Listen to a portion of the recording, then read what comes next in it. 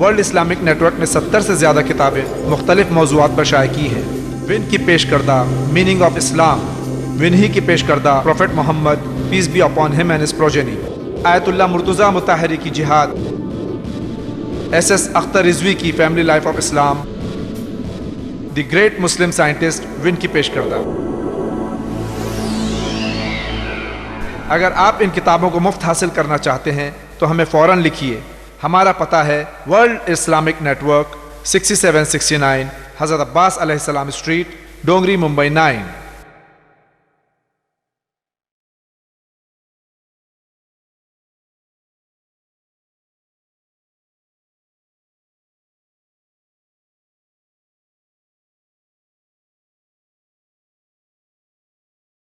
اعوذ باللہ السمیع العلیم من الشیطان اللعین الرجیم،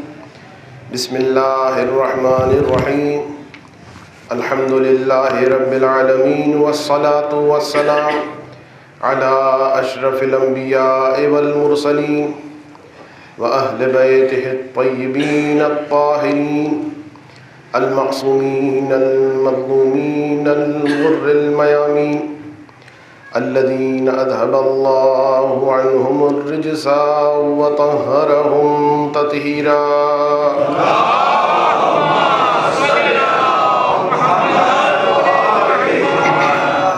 واللعنة الدائمة على أعدائهم ومنكر فضائلهم وغاصبي حقوقهم أجمعين من يوم ظلمهم إلى قيام يوم الدين اللهم كن لوليك الحجة ابن الحسن صلواتك عليه وعلى آبائه في هذه الساعة وفي كل ساعة وليا وحافظا وقائدا وناصرا ودليلا وعينا حتى تسكنه أرضك طوعا وتمتعه فيها طويلا رب اشرح لي صدري ويسر لي أمري واحلل عقدة من لساني يفقه قولي آمين يا رب العالمين أما بعد فقد قال رسول الله صلى الله عليه وآله انی تارک فیکم الثقلین کتاب اللہ وعطرتی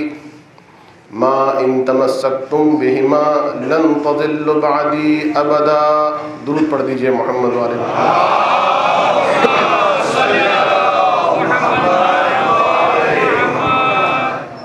بہت مشہور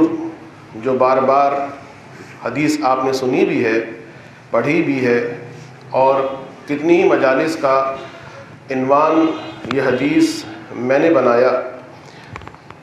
حدیث کا ترجمہ اگرچہ بیان کرنے کی ضرورت نہیں ہے اور ریفرنس بیان کرنے کی بھی اس لیے ضرورت نہیں ہے کیونکہ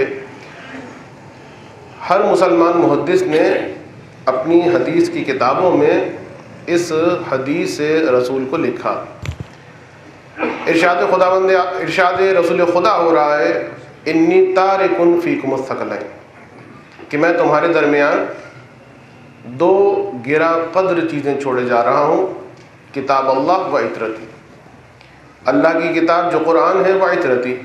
اور جو میرے اہل بیت ہیں جو میری عطرت ہے۔ چھوڑ کے کیوں جا رہا ہوں ان دو چیزوں کو؟ ما ان تمسکتم بہما،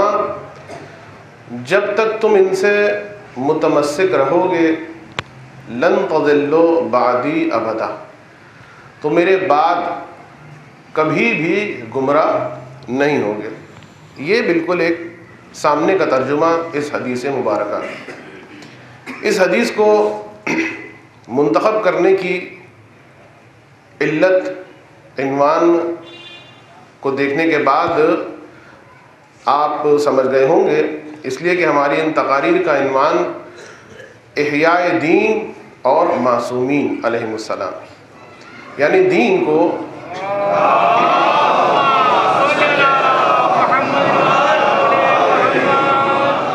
ہر دور میں ایسے حادثات، ایسے معاملات دین کے ساتھ رونما ہوتے رہے کہ کوشش کی گئی کہ دین کو جو اس کی صحیح حقیقی صورت اور خد و خال اسے پس منظر میں ڈال دیا جائے، دین فقط رسم و رواج کا نام رہ جائے، دین فقط ایک لیبل کی حد تک رہ جائے، اور اس کے بعد اسی دین کے نام کے ساتھ ہم کہ جو حکمران ہیں، ہم کہ جو دنیاوی فائدے سے اپنی جیبیں بھرنا چاہتے ہیں، ہم مسلمان بھی رہیں اور ہمارا تخت، ہماری جیبیں اور ہمارے خزانے بھرے رہیں۔ تو ہر اعتبار سے اس قسم کے افراد نے دین کی حقیقی صورت کو پس منظر کرنے کی کوشش کی،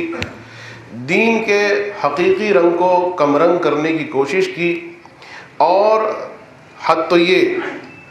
کہ جس کی جانب شاید میں اتنی وضاحت سے اشارہ نہ کر سکوں، ورنہ ایسے افراد بھی اسی تاریخ اسلام میں گزرے کہ جنہوں نے باقاعدہ یہ چیلنج دیا کہ جو مسلمانوں کی صفوں میں گھس چکے تھے بڑے قابل احترام ناموں کے ساتھ، کہ جن کے بارے میں ملتا ہے کہ جس وقت اذان میں رسول کی شہادت کی آواز بلند ہوتی تو باقاعدہ تڑپ تڑپ کے جملہ وہ شخص کہتا تھا کہ بس کسی طریقے سے یہ لفظ اسے میں اگر ختم کر دوں تو یہ میری کامیابی۔ تو حتیٰ دین کو کمرنگ بلکہ دین کو اور اس کی تمام بساط کو سمیٹنے کی کوشش کی گئی۔ اور دیکھیے، جب بھی کسی بھی دور میں، کسی بھی زمانے میں دشمنان اسلام نے، دشمنان دین نے، دشمنان حق نے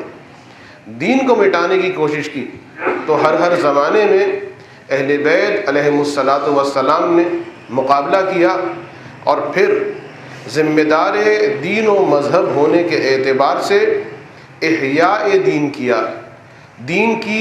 بھولی ہوئی شکل کو دوبارہ سے روشناس کروایا۔ اسی بات کو سامنے رکھتے ہوئے جو ہماری گفتگو کا مزاج ہوگا آنے والی تقاریر میں، وہ ایک تاریخی مزاج ہوگا، یعنی گفتگو زیادہ تر تاریخی واقعات اور تاریخی حالات سے مربوط ہوگی۔ اور اس کی وجہ یہ کہ دیکھیے، آج ابتدائی تقریر ہے، اور ابتدائی تقریر کے اعتبار سے اس لیے کہ بعد میں مجھے موقع نہ مل سکے، یہی حدیث کہ جس کو میں نے سرنامہ کلام بنایا، انی تارکن فیکم الثقلین، کتاب اللہ و عطرتی، کہ میں دو گرا قدر چیزیں چھوڑ کے جا رہا ہوں، اللہ کی کتاب اور میرے اہل بیت۔ بعض کتابوں میں اور بعض مسلمانوں کی احادیث کی کتابوں میں ایک فرق کے ساتھ یہ حدیث سامنے آتی کہ نہیں، رسول نے یہ نہیں فرمایا تھا کتاب اللہ و عطرتی، بلکہ رسول نے فرمایا تھا کتاب اللہ و سنتی، یا مثلا کتاب اللہ و سیرتی، کہ میں دو گرا قدر چیزیں چھوڑ کے جا رہا ہوں، ایک ہے کتاب خدا اور ایک ہے میری سنت۔ تو اہل بیت کا تذکرہ نہیں کیا تھا، عطرت کا تذکرہ نہیں کیا تھا، اس الفاظ کے ساتھ بھی احادیث موجود۔ بات صرف اتنی کہنی ہے ضمن میں، اس لیے کہ پھر بعد کی تقاریر میں مجھے موقع نہیں ملے گا کہ اس انداز کی میں گفتگو کر سکوں، لہٰذا آج پہلی تقریر میں جو تمہیدی حیثیت رکھتی ان ایک دو مسئلوں کو بیان کرنے کے بعد تسلسل کے ساتھ وہ جو ہمارا موضوع ہے اس پر گفتگو کرنا۔ تو چاہے کتاب اللہ و عطرتی کہا ہو،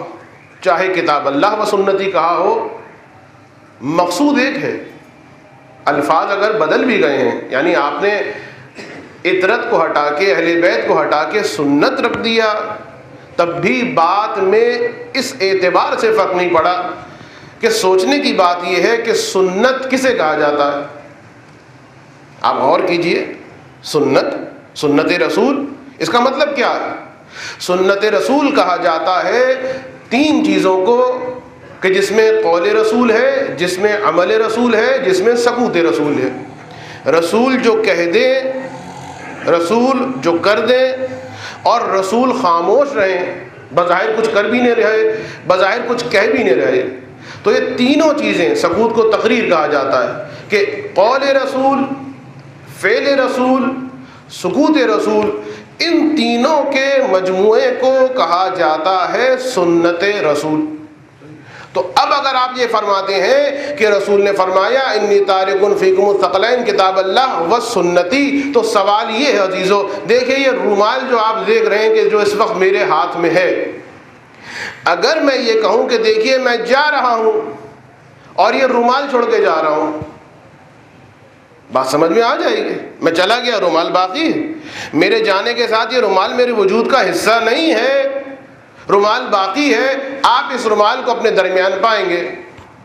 لیکن جو میرا قول ہوتا ہے، جو میرا فعل ہوتا ہے، جو میرا سکوت ہوتا ہے، وہ میرے وجود کے ساتھ وابستہ ہوتا ہے، وہ میرے وجود سے جدا نہیں ہوتا۔ یعنی جب میں جاؤں گا تو یہ کہہ کے جاؤں کہ اپنا فعل چھوڑ کے جا رہا ہوں، اپنا سکوت چھوڑ کے جا رہا ہوں، اپنا عمل چھوڑ کے جا رہا ہوں، نہیں، آپ گئے تو یہ تینوں چیزیں جو لازمہ اور جزء لا ينفک کے وجود جناب عالی ہیں تو یہ بھی چلی جائیں گی۔ آپ گئے، آپ کا قول بھی گیا، آپ کا فعل بھی گیا، آپ کا سکوت بھی گیا۔ تو اگر میں کہوں کہ اپنا قول چھوڑ کے جا رہا ہوں، اپنا سکوت چھوڑ کے جا رہا ہوں، تو یہ بات عقل میں آنے والی نہیں ہے۔ ہاں ایک صورت ہو سکتی ہے کہ میں کتاب بنا دوں، ایک کتاب لکھ دوں کہ بھائی یہ میرے اقوال ہیں، یہ میرا سکوت ہے، یہ میرے افعال ہیں، اور کتابی مجموعہ آپ کے سپرد کر کے کہہ دوں کہ بھائی یہ جو یہ جو میرا طریقہ ہے، جو میرے قول ہیں، جو میرے افعال ہیں، جو میرا سکوت ہے، وہ میں نے سب کا سب کتابی صورت میں آپ کو دے دیا ہے، تو سمجھ میں آئے گی بات کہ کچھ چھوڑ کے جا رہے ہیں، سنت چھوڑ کے جا رہے ہیں، قول چھوڑ کے جا رہے ہیں، کتابی صورت میں موجود ہے، چاہے سنت قول کے اعتبار سے ہو، چاہے عمل کے اعتبار سے ہو، چاہے سکوت کے اعتبار سے ہو۔ لیکن عزیزو، رسول کے جن کی سنت کے بارے میں کہا جا رہا ہے کہ رسول کتاب اللہ چھوڑ کے گئے، اپنی سنت کو چھوڑ کے گئے، تو تاریخ تو ہمیں یہ بتاتی ہے کہ جس وقت رسول اس دنیا سے گئے تو باقاعدہ سپاہیوں کی، فوجیوں کی یہ ڈیوٹی لگا دی گئی کہ خبردار کوئی حدیث کو نہ لکھے۔ یہ ہماری تاریخ نہیں ہے عزیزو، یہ تمام مسلمانوں نے اپنی تاریخ میں اس جملے کو لکھا ہے کہ حاکم وقت کی جانب سے یہ اعلان ہوا، خبردار کوئی حدیث کو لکھے نہیں، حدیث کے لکھنے پر پابندی۔ تو جب حدیث کے لکھنے پر پابندی ہو گئی تو حدیث کا کتابی مجموعہ عمر ابن عبدالعزیز کے زمانے تک سامنے نہیں آیا۔ یہ تاریخ ہے کہ جس میں کسی برادران اسلامی کو اختلاف نہیں ہے۔ رسول کا انتقال ہوا، حدیث لکھنے پر پابندی عائد کر دی گئی، اور جب کسی نے پوچھا کہ بھئی حدیث لکھنے پر پابندی کیوں ہے تو کہا کہ کیا کریں بھئی، امت کے پاس دو مجموعے ہو جائیں گے، ایک کتاب خدا ہوگی اور ایک جانب یہ کتاب ہوگی، امت اس کتاب کی وجہ سے کتاب خدا سے غافل ہو جائے گی، امت گمراہ ہو جائے گی۔ اللہ اکبر، ایسے کو نبی مانا تھا کہ جس کی حدیث کا مجموعہ۔ یہ تاریخ ہے جو میں آپ کے سامنے پڑھ رہا ہوں۔ تو عزیزو، رسول اگر مان بھی لیا جائے، ہمارا کہنا یہ ہے، اور بہت سارے مکاتب فکر کا کہنا یہ ہے جنہوں نے سنت کو نقل کیا ہے، انہوں نے دوسرے مقامات پر اہل بیت اور عترت کو بھی نقل کیا ہے کہ میں کتاب اللہ کو چھوڑ کے جا رہا ہوں، میں اہل بیت کو چھوڑ کے جا رہا ہوں، میں عترت کو چھوڑ کے جا رہا ہوں۔ لیکن اب یہ احادیث جو ہمارے سامنے آئیں کہ جس میں یہ دکھائی دیا کہ میں کتاب اللہ کو بھی چھوڑ کے جا رہا ہوں، اور دیکھو اپنی سنت کو چھوڑ کے جا رہا ہوں، اہل بیت کا تو تذکرہ نہیں ہوا، عترت کا تو تذکرہ نہیں ہوا، سنت کا تذکرہ ہوا ہے، تو ہمارا سوال یہی ہے کہ سنت وجود کے ساتھ ہوتی ہے، کتابی شکل میں موجود نہیں ہے، تو اب رسول جو یہ کہہ کے جا رہے ہیں کہ میں اپنی سنت چھوڑ کے جا رہا ہوں، تو اللہ کے رسول کوئی چیز تو ہو کہ جو آپ کے قول کے مطابق ہو، جو آپ کے فعل کے مطابق ہو، جو آپ کے ثبوت کے مطابق ہو۔ تو جب کبھی بھی یہ اعتراض ہوگا، یاد رکھیے اختلاف حدیث بھی یہیں پر ختم ہو جاتا ہے کہ یہ جو رسول نے اگر فرمایا کہ میں اپنی سنت چھوڑ کے جا رہا ہوں، یاد رکھیے یہ بھی کوئی غلط نہیں فرمایا، اس لیے کہ رسول جانتے ہیں میں کتابی صورت میں چھوڑ کے نہیں جا رہا، وہ کتاب پہ قدغن لگا دیں گے، لیکن کچھ ایسی ہستیاں چھوڑ کے جا رہا ہوں کہ جن کے بارے میں کہہ چکا ہوں، لحموں کا لحمی، دموں کا دمی، صلحوں کا صلح۔ تمہارا خون میرا خون ہے، تمہارا گوشت میرا گوشت ہے، جو تم کرو گے وہ میں کروں گا، جو میں کروں گا وہ تم کرو گے، تمہاری رضا میں میری رضا ہے، میری رضا میں اللہ کی رضا ہے۔ تو کچھ ایسے وجود تھے، اب جو یہ کہیں وہ سنت، جو یہ بولیں گے وہ سنت بن جائے گی، جو یہ کریں گے وہ سنت بن جائے گی، جہاں یہ سکوت اختیار کریں گے سنت بن جائے گی۔ تو چاہے براہ راست لفظ اہل بیت لو تب بھی در اہل بیت پہ جانا ہوگا، اور اگر سنت کی بات کی، ایک درود پڑھتے ہیں محمد و آل محمد پر۔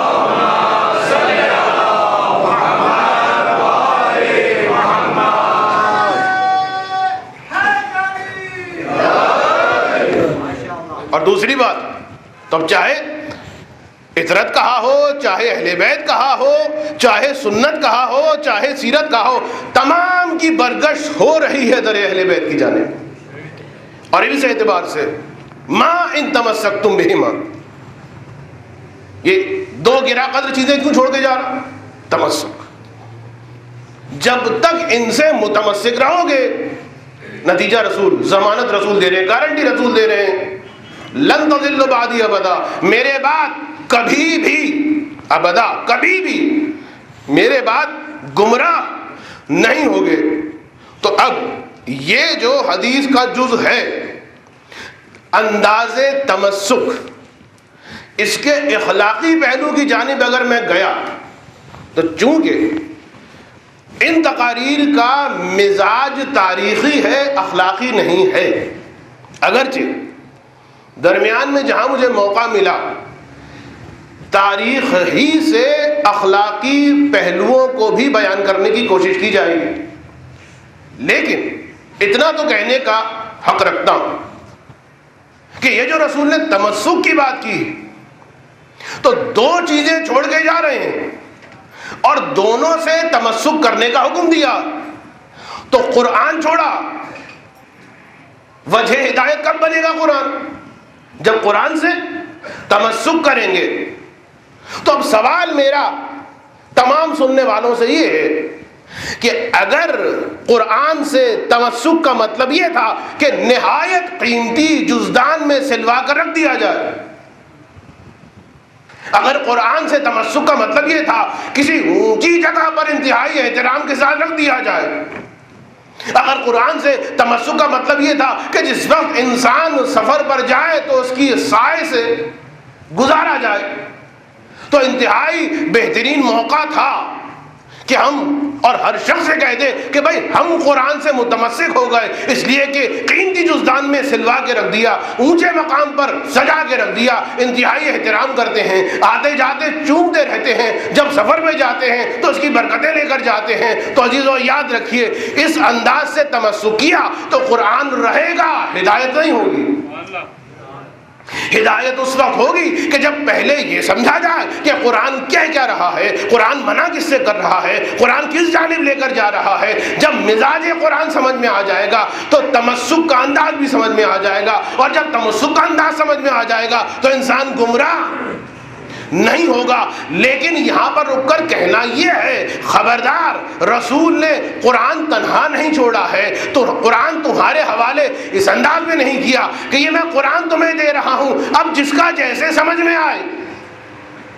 جس کو جیسا جو سمجھ میں آئے قرآن کی آیتوں کا ترجمہ کرے، قرآن کی آیتوں کی تفسیر کرے اور اپنے مزاج کے مطابق اپنا اسکول آف تھاٹ بنا لے۔ نہیں، قرآن چھوڑ کے جا رہا ہوں تو ایسے اہل بیت کو چھوڑ کے جا رہا ہوں جو قرآن کے ان نقطوں کو بیان کریں گے جسے عربی جاننے والا بھی پہچان نہ سکا۔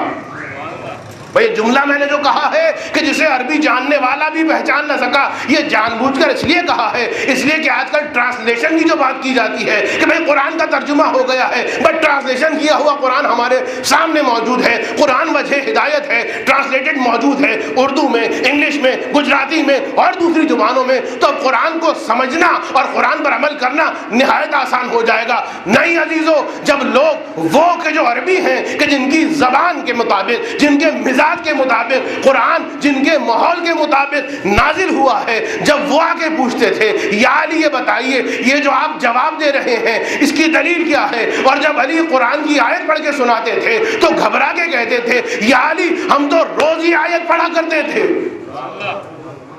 ہم تو روز اس آیت کو پڑھا کرتے تھے، ہمیں معلوم ہی نہ ہو سکا کہ اس آیت کے یہ رموز ہیں۔ تو یاد رکھیے آج کل جو بازار بہت زیادہ گرم کیا جا رہا ہے کہ ترجمہ ہو جائے، بس ترجمہ ہونے کے بعد اب قرآن اس طریقے سے وجہ ہدایت بن گیا، چاہے وہ پروفیسر صاحب ہو، چاہے وہ انجینئر ہو، چاہے وہ سابق گلوکار ہو یا اداکار ہو، قرآن کھول کے بیٹھ جائیں اور کیا ہی کہنا کہ انگلش میں ترجمہ ہو جائے، انگلش میں تشریح ہو جائے، چیپٹر نمبر 1 بتایا جائے، والیوم بتائی جائے، آیت بتائی جائے تو پھر بہت اچھی بات ہو جائے گی۔ نہیں عزیزو، ترجمہ کافی نہیں ہے، اس لیے کہ عرب ماحول میں پڑھنے والے بھی قرآن کے وہ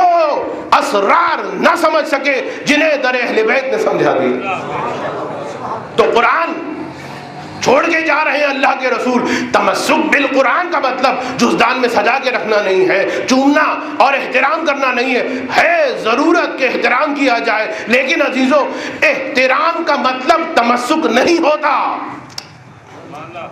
احترام کا مطلب تمسک نہیں ہوتا۔ تمسک کہتے ہیں کہ اس کو سمجھنے کے بعد، اس کو قبول کرنے کے بعد اب جو وہ کہہ رہا ہے اس پر عمل کیا جائے، اسے کہا جاتا ہے تمسک۔ ورنہ اہل بیت کا احترام تمام ان اماموں نے کیا جنہوں نے اپنے اپنے مکتبہ فکر بنائے، تمام لوگوں نے احترام اہل بیت کیا، لیکن احترام کافی نہیں ہوگا بچانے کے لیے۔ میں کیا کہہ رہا ہوں عزیزو، احترام کافی نہیں ہوگا، نہیں تمسک کرنا ہوگا۔ رسول نے احترام کی بات نہیں کی ہے، کیوں نہیں کی ہے؟ اس لیے کہ جب تمسک کرے گا، احترام میں تمسک نہیں ہے، تمسک کے اندر احترام موجود ہے۔ جب احترام کی بات کر دی جاتی، اگر رسول فقط یہ کہتے تھے جو ان کا احترام کرے گا، تو بہت سے ایسے گزرے کہ جنہوں نے قدم قدم پر یہ کہا لولا علی، اگر علی نہ ہوتے تو ہم ہلاک ہو جاتے۔ تو رسول نے احترام کی بات نہیں کی ہے، رسول نے تمسک کی بات کی ہے، اس لیے کہ اگر احترام ہوگا تو ہو سکتا ہے احترام بھی ہو اور فتویٰ بھی اپنی مرضی سے چل رہا ہو، لیکن جب تمسک کی بات ہوگی تو احترام بھی ہوگا، اور جو وہ کہتے جائیں گے اس کے اوپر عمل ہوتا جائے گا۔ ایک درود پڑھ دیں محمد و آل محمد پر۔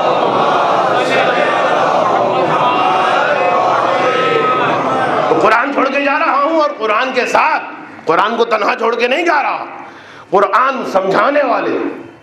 قرآن پڑھانے والے وہ اہل بیت کہ جنہوں نے اس دنیا میں آ کر نہیں پڑھا، پڑھ کر آئے ہیں، علم لدنی کے حامل یہ اہل بیت یہ بتائیں گے کہ قرآن کی فلاں آیت کیا ہے، کس وقت نازل ہوئی، کہاں پر نازل ہوئی، کیسے نازل ہوئی، اس کا مطلب کیا ہے، عام کیا ہے، خاص کیا ہے، مطلق کیا ہے، مقید کیا ہے، متشابہ کیا ہے، محکم کیا ہے، یہ سب علی بتائیں گے، یہ سب اہل بیت بتائیں گے۔ تو ان دو چیزوں کو رسول چھوڑ کے جا رہے ہیں، قرآن اور اہل بیت۔ تو جس طرح منزل قرآن پر صرف احترام کافی نہیں ہے، وجہ ہدایت قرآن اس وقت بنے گا کہ جب تمسک بھی کیا جائے، اور تمسک کا مزاج یہ ہے کہ پہلے ان کو پہچانا جائے، پہلے قرآن کو سمجھا جائے، اور پھر جو قرآن کہتا جائے اپنی زندگی ویسے گزاری جائے۔ تو جس طریقے سے قرآن سے تمسک کا مزاج یہ ہے، اسی انداز میں اہل بیت کا اگر صرف احترام رہا، اہل بیت کے بارے میں فقط واہ واہ کی جاتی رہی،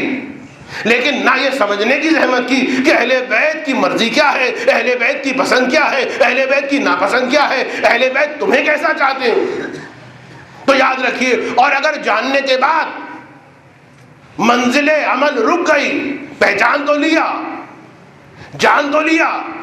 لیکن اب جاننے اور پہچاننے کے بعد اپنی عملی زندگی کا حصہ نہیں بنایا،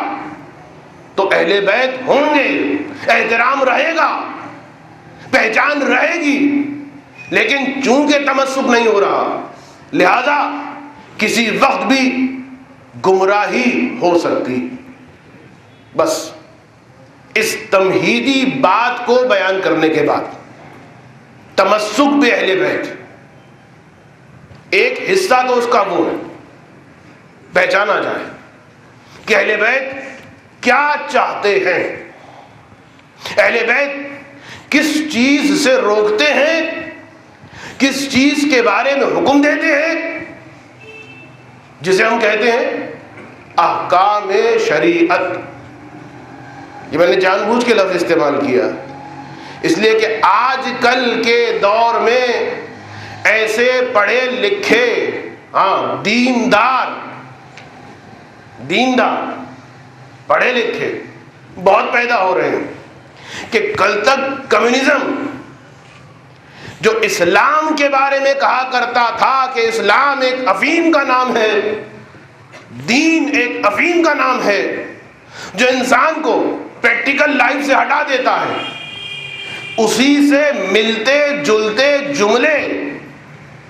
آج کا پڑھا لکھا دیندار مومن شریعت کے بارے میں استعمال کر رہا ہے کہ بھائی یہ بڑی باتیں کیجیے، یونیورسل مسائل پر ڈسکس کیجیے، کرنٹ افیئرز پر ڈسکس کیجیے، اکنامک مسائل پر ڈسکس کیجیے، یہ کیا آپ نماز روزہ چھوٹے یہ فقہی باتیں کیا؟ ایک فکر پیدا ہو رہی ہے کہ جس طرح کل کمیونزم نے دین کو ایک بیکار چیز کہا تھا، بیکار کر دینے والی چیز کہا تھا، آج میں غیروں کی بات نہیں کر رہا، مومن دیندار شریعت کو، اور میں نے بھی کیا بتایا، جو اہل بیت کہہ گئے ہمیں یہ چاہیے ہمیں یہ نہیں چاہیے، ہمیں یہ پسند ہے ہمیں یہ پسند نہیں ہے، اسی کا نام ہے فقہ، اسی کا نام ہے شریعت۔ یہ آپ کی غلطی ہے یا دانستہ یا نادانستہ کہ آپ نے شریعت کو محدود کر دیا صرف نماز اور روزے میں۔ بس ایک جملہ کہنا چاہتا ہوں، نہیں، یہ شریعت کی محدودیت نہیں ہے، یہ آپ کی کوتا نظری ہے، یہ آپ کی تنگ نظری ہے، اس لیے کہ فقہ شریعت اس چیز کا نام ہے کہ آپ جو یہاں بیٹھے ہیں، ایک ایک آدمی، ایک ایک مومن، ایک ایک مومنہ جو اس وقت اس فرش عزا پر بیٹھے ہیں، ان کی زندگی کا ایک ایک لمحہ، چاہے آپ سو رہے ہوں، چاہے آپ کھا رہے ہوں، چاہے آپ احتجاج کرنے کے لیے سڑک پہ جا رہے ہوں، چاہے آپ ماتم کرنے جا رہے ہوں، چاہے آپ میری جانب دیکھ رہے ہوں، چاہے آپ صلوات پڑھوا رہے ہوں، جو کچھ بھی کر رہے ہیں، آپ کا ایک ایک عمل، چاہے وہ اکنامک مسائل پر کوئی جملہ کہہ رہے ہوں، بہت توجہ رکھیے گا چیزوں، چاہے کوئی سیاسی بیان دے رہے ہوں، چاہے سیاست کا انالیس کر رہے ہوں، چاہے ریسیشن کے مسائل کو بیان کر رہے ہوں، جو کہہ رہے ہیں، جو کر رہے ہیں، یہ تمام کے تمام ایکشنز، یہ تمام کے تمام افعال انٹائٹل ہو رہے ہیں 5 ٹائٹلز کے تحت، یا یہ کام جو آپ کر رہے ہیں مباح ہے یا واجب ہے یا حرام ہے یا مستحب ہے یا مکروہ ہے۔ کوئی آدمی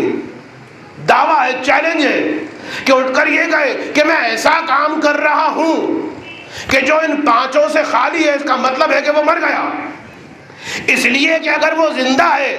تو اب چاہے پانی پی رہا ہو، چاہے پانی پھینک رہا ہو، چاہے چل رہا ہو، چاہے مسکرا رہا ہو، یا وہ پانی پینا، یا وہ پانی پھینکنا، یا وہ مسکرانا، یا وہ احتجاج کرنا، یا وہ مجلس میں آنا، یا وہ سلام کرنا، ہر عمل یا مباح ہوگا یا واجب ہوگا یا حرام ہوگا یا مستحب ہوگا یا مکروہ ہوگا۔ تو اب آپ کا کارنامہ یہ ہونا چاہیے، ایک مومن کی پوری کوشش یہ ہونی چاہیے کہ جتنے بھی ایکشنز ہیں یا واجب کے زمرے میں جائیں، یا مستحب کے زمرے میں جائیں، یا مباح کے زمرے میں جائیں۔ اگر حرام کے زمرے میں جا رہے ہیں تو رکنا ہوگا، اگر مکروہ کے زمرے میں جا رہے ہیں تو کوشش کرے کہ اس زمرے میں نہ جائے، اور اگر مجبوری آ گئی ہے اور اس زمرے میں چلا گیا ہے تو بہرحال جتنی جلدی ہو سکتا ہے اس زمرے سے اپنے عمل کو نکالے۔ تو جب سارا عمل، ہر ایکشن نماز کی بات نہیں ہے، روزے کی بات نہیں ہے، خمس کی بات نہیں ہے. آپ کی ساری سیمینار، آپ کے سارے میٹنگز یا مباح ہوں گے یا واجب ہوں گے یا مستحب ہوں گے تو فقہ کو آپ نے محدود کیا ہے، شریعت کو آپ نے محدود کیا ہے. ورنہ شریعت کا دائرہ اتنا وسیع ہے. سو رہے ہیں، شریعت بتا رہی ہے واجب ہے سونا، حرام ہے سونا، مباح ہے سونا یا مستحب ہے سونا. ایک درود پڑھ دیں محمد والے محمد پر.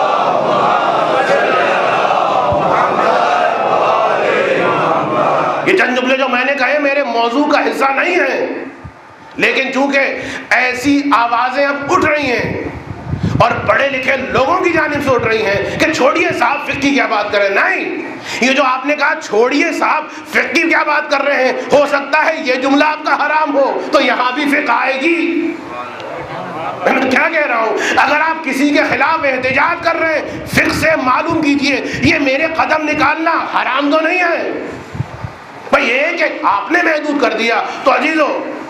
ایک حصہ سیرت اہل بیت کا وہ ہے کہ جسے رسول چھوڑ کے جا رہے ہیں، سنت اہل بیت کا وہ ہے کہ جسے رسول چھوڑ کے جا رہے ہیں، جس میں احکام ہیں اہل بیت کے کہ تم نے یہ کرنا ہے، تم نے یہ نہیں کرنا، تم نے یہاں بیٹھنا ہے. خبردار یہ منظر تمہاری نگاہوں کے سامنے نہیں آنا چاہیے، خبردار یہ الفاظ تمہارے کانوں میں نہیں جانا چاہیے، خبردار یہ لقمہ تمہارے شکم میں جانا نہیں چاہیے، خبردار یہ کاروبار نہ کرنا، خبردار یہ گفتگو نہ کرنا. تو یہ سارے احکامات وہ ہیں کہ جن کو شریعت کا حصہ کہا جاتا ہے. لیکن میری تقاریر کا موضوع یہ نہیں ہے. بہت سارے لوگوں نے سکھ کا سانس لیا، الحمدللہ. موضوع کیا؟ وہ زمانہ، وہ حالات. تمسک کرنا ہے نا، تو تمسک کرنے کا ایک انداز حکم اہل بیت کیا ہے، اسے کہا جاتا ہے فقہ، اسے کہا جاتا ہے شریعت. انتہائی ہے، اس سے مفر نہیں ہے. اور پھر دوسرا حصہ یہ، اسی تمسک کا دوسرا انداز یہ ہے معرفت اہل بیت. اہل بیت کی معرفت حاصل کی جائے. اور معرفت اہل بیت اس وقت تک نہیں ہو سکتی جب تک شناخت اہل بیت نہ ہو. اور شناخت اہل بیت اس وقت تک نہیں ہو سکتی جب تک ان حالات کو سمجھا نہ جائے کہ جن حالات میں ان تمام ہستیوں نے زندگی گزاری. کوئی جنگ کرتا دکھائی دے رہا ہے، کوئی سلو کرتا دکھائی دے رہا، کوئی گوشہ نشینی اختیار کرتا دکھائی دے رہا، کوئی علمی مباحثے سجاتا ہوا دکھائی دے رہا، کوئی زندان میں، گھر میں نظر بند اور قیدی بنتا دکھائی دے رہا. تو مختلف انداز، مختلف ادوار میں، مختلف ازمان میں. یہ سمجھنا، ان زمانوں کو سمجھنا، اس لیے کہ سنت اہل بیت نہیں، سیرت اہل بیت یہ ایک الگ الگ افراد کی سیرت کا نام نہیں ہے. انتہائی اہم اصول ہے سیرت اہل بیت کو سمجھنے کا. ائمہ کو جدا جدا کر کے اگر سمجھا کہ ان کا مزاج کچھ اور تھا، ان کا مزاج یہ تھا کہ وہ جنگ کرتے تھے لہٰذا کربلا سجا دی، ان کا مزاج یہ تھا کہ ذرا کمپرومائز کر لیتے لہٰذا سلو نامہ. نہیں، اگر اس طرح سمجھا تو غلط سمجھا. یاد رکھیے اہل بیت کا منشور ایک ہے، اہل بیت کا مقصود ایک ہے، اہل بیت کی راہ ایک ہے. لیکن زمانے کے بدلنے کے ساتھ دشمن کی سازشوں کے انداز جیسے جیسے بدلتے گئے، اہل بیت نے اپنے انداز رہنمائی، انداز تبلیغ کو ویسے ویسے بدلا. ورنہ جس زمانے میں امام حسن تھے، امام حسین ہوتے، وہ بھی سلو کرتے دکھائی دیتے. اور جہاں امام حسین تھے اگر آقا حسن ہوتے تو آقا حسن کربلا سجاتے دکھائی دیتے. تو یاد رکھیے اہل بیت کی سیرت کو اگر سمجھنا ہے، اہل بیت کی معرفت اگر حاصل کرنا ہے تو یاد رکھیے ایک زمانے کے تسلسل کے ساتھ جس امام نے جس مقام پر جو کام چھوڑا ہے وہیں سے دوسری شخصیت نے اس کام کا ادامہ دیا. اور اب زمانے کو دیکھا ہے، زمانہ کون سا ہے؟ کیا مجھ سے پہلے والے امام کا زمانہ ہے یا اس زمانے کی شرائط کچھ اور ہیں؟ اس وقت تخت پہ حاکم وہ مکار ہے کہ جو شام میں سازشیں کر رہا ہے، یا وہ بے وقوف ہے کہ جو بندروں کا ناچ دیکھ رہا ہے. لہذا یہاں اسٹریٹجی کچھ اور ہوگی، وہاں اسٹریٹجی کچھ اور ہوگی. تو اب اگر ہم سمجھتے ہیں کہ سیرت اہل بیت کو سمجھیں تو اس تسلسل کے ساتھ ہمیں تاریخ کو بھی سننا ہوگا، ہمیں ان حالات کو بھی سننا ہوگا، اور پھر کچھ انداز یہ سمجھ میں آ جائے گا. یہ ساری زحمتیں کرنے کی ایک وجہ یہ ہے کہ ائمہ نے اپنی ظاہری زندگی جن ادوار میں گزاری ہے، مختلف مزاج کے حکمران، مختلف مزاج کے لوگ، مختلف حالات، ان تمام مختلف حالات حکمران افراد کے ساتھ ائمہ نے احیاء دین فرمایا. اب اسی قسم کے حالات زمانہ ظہور تک آپ کے سامنے آئیں گے. کبھی ایسا حکمران آ جائے گا کہ جو دل میں آپ سے ہمدردی کا اظہار کرے گا، بغل میں چھری رکھ کے بیٹھا ہوگا. کبھی ایسا حکمران آ جائے گا جو کھل کر سر عام آپ کو تباہ و برباد کرنے کا اعلان کر دے گا. کبھی زمانے کے حالات کچھ ہو جائیں گے، کبھی کچھ ہو جائیں گے. تو اتنی سیرتیں آپ کے سامنے موجود ہیں کہ جب اس مزاج کا زمانہ ہو جائے، ذرا دیکھو اس قسم کے حالات کون سے امام کے زمانے میں تھے، امام کی اسٹریٹجی کیا تھی. آپ اسی اسٹریٹجی کو اختیار کر لیجیے گا، ہدایت کا راستہ مل جائے گا. ایک درود پڑھ دے محمد و آل محمد پر.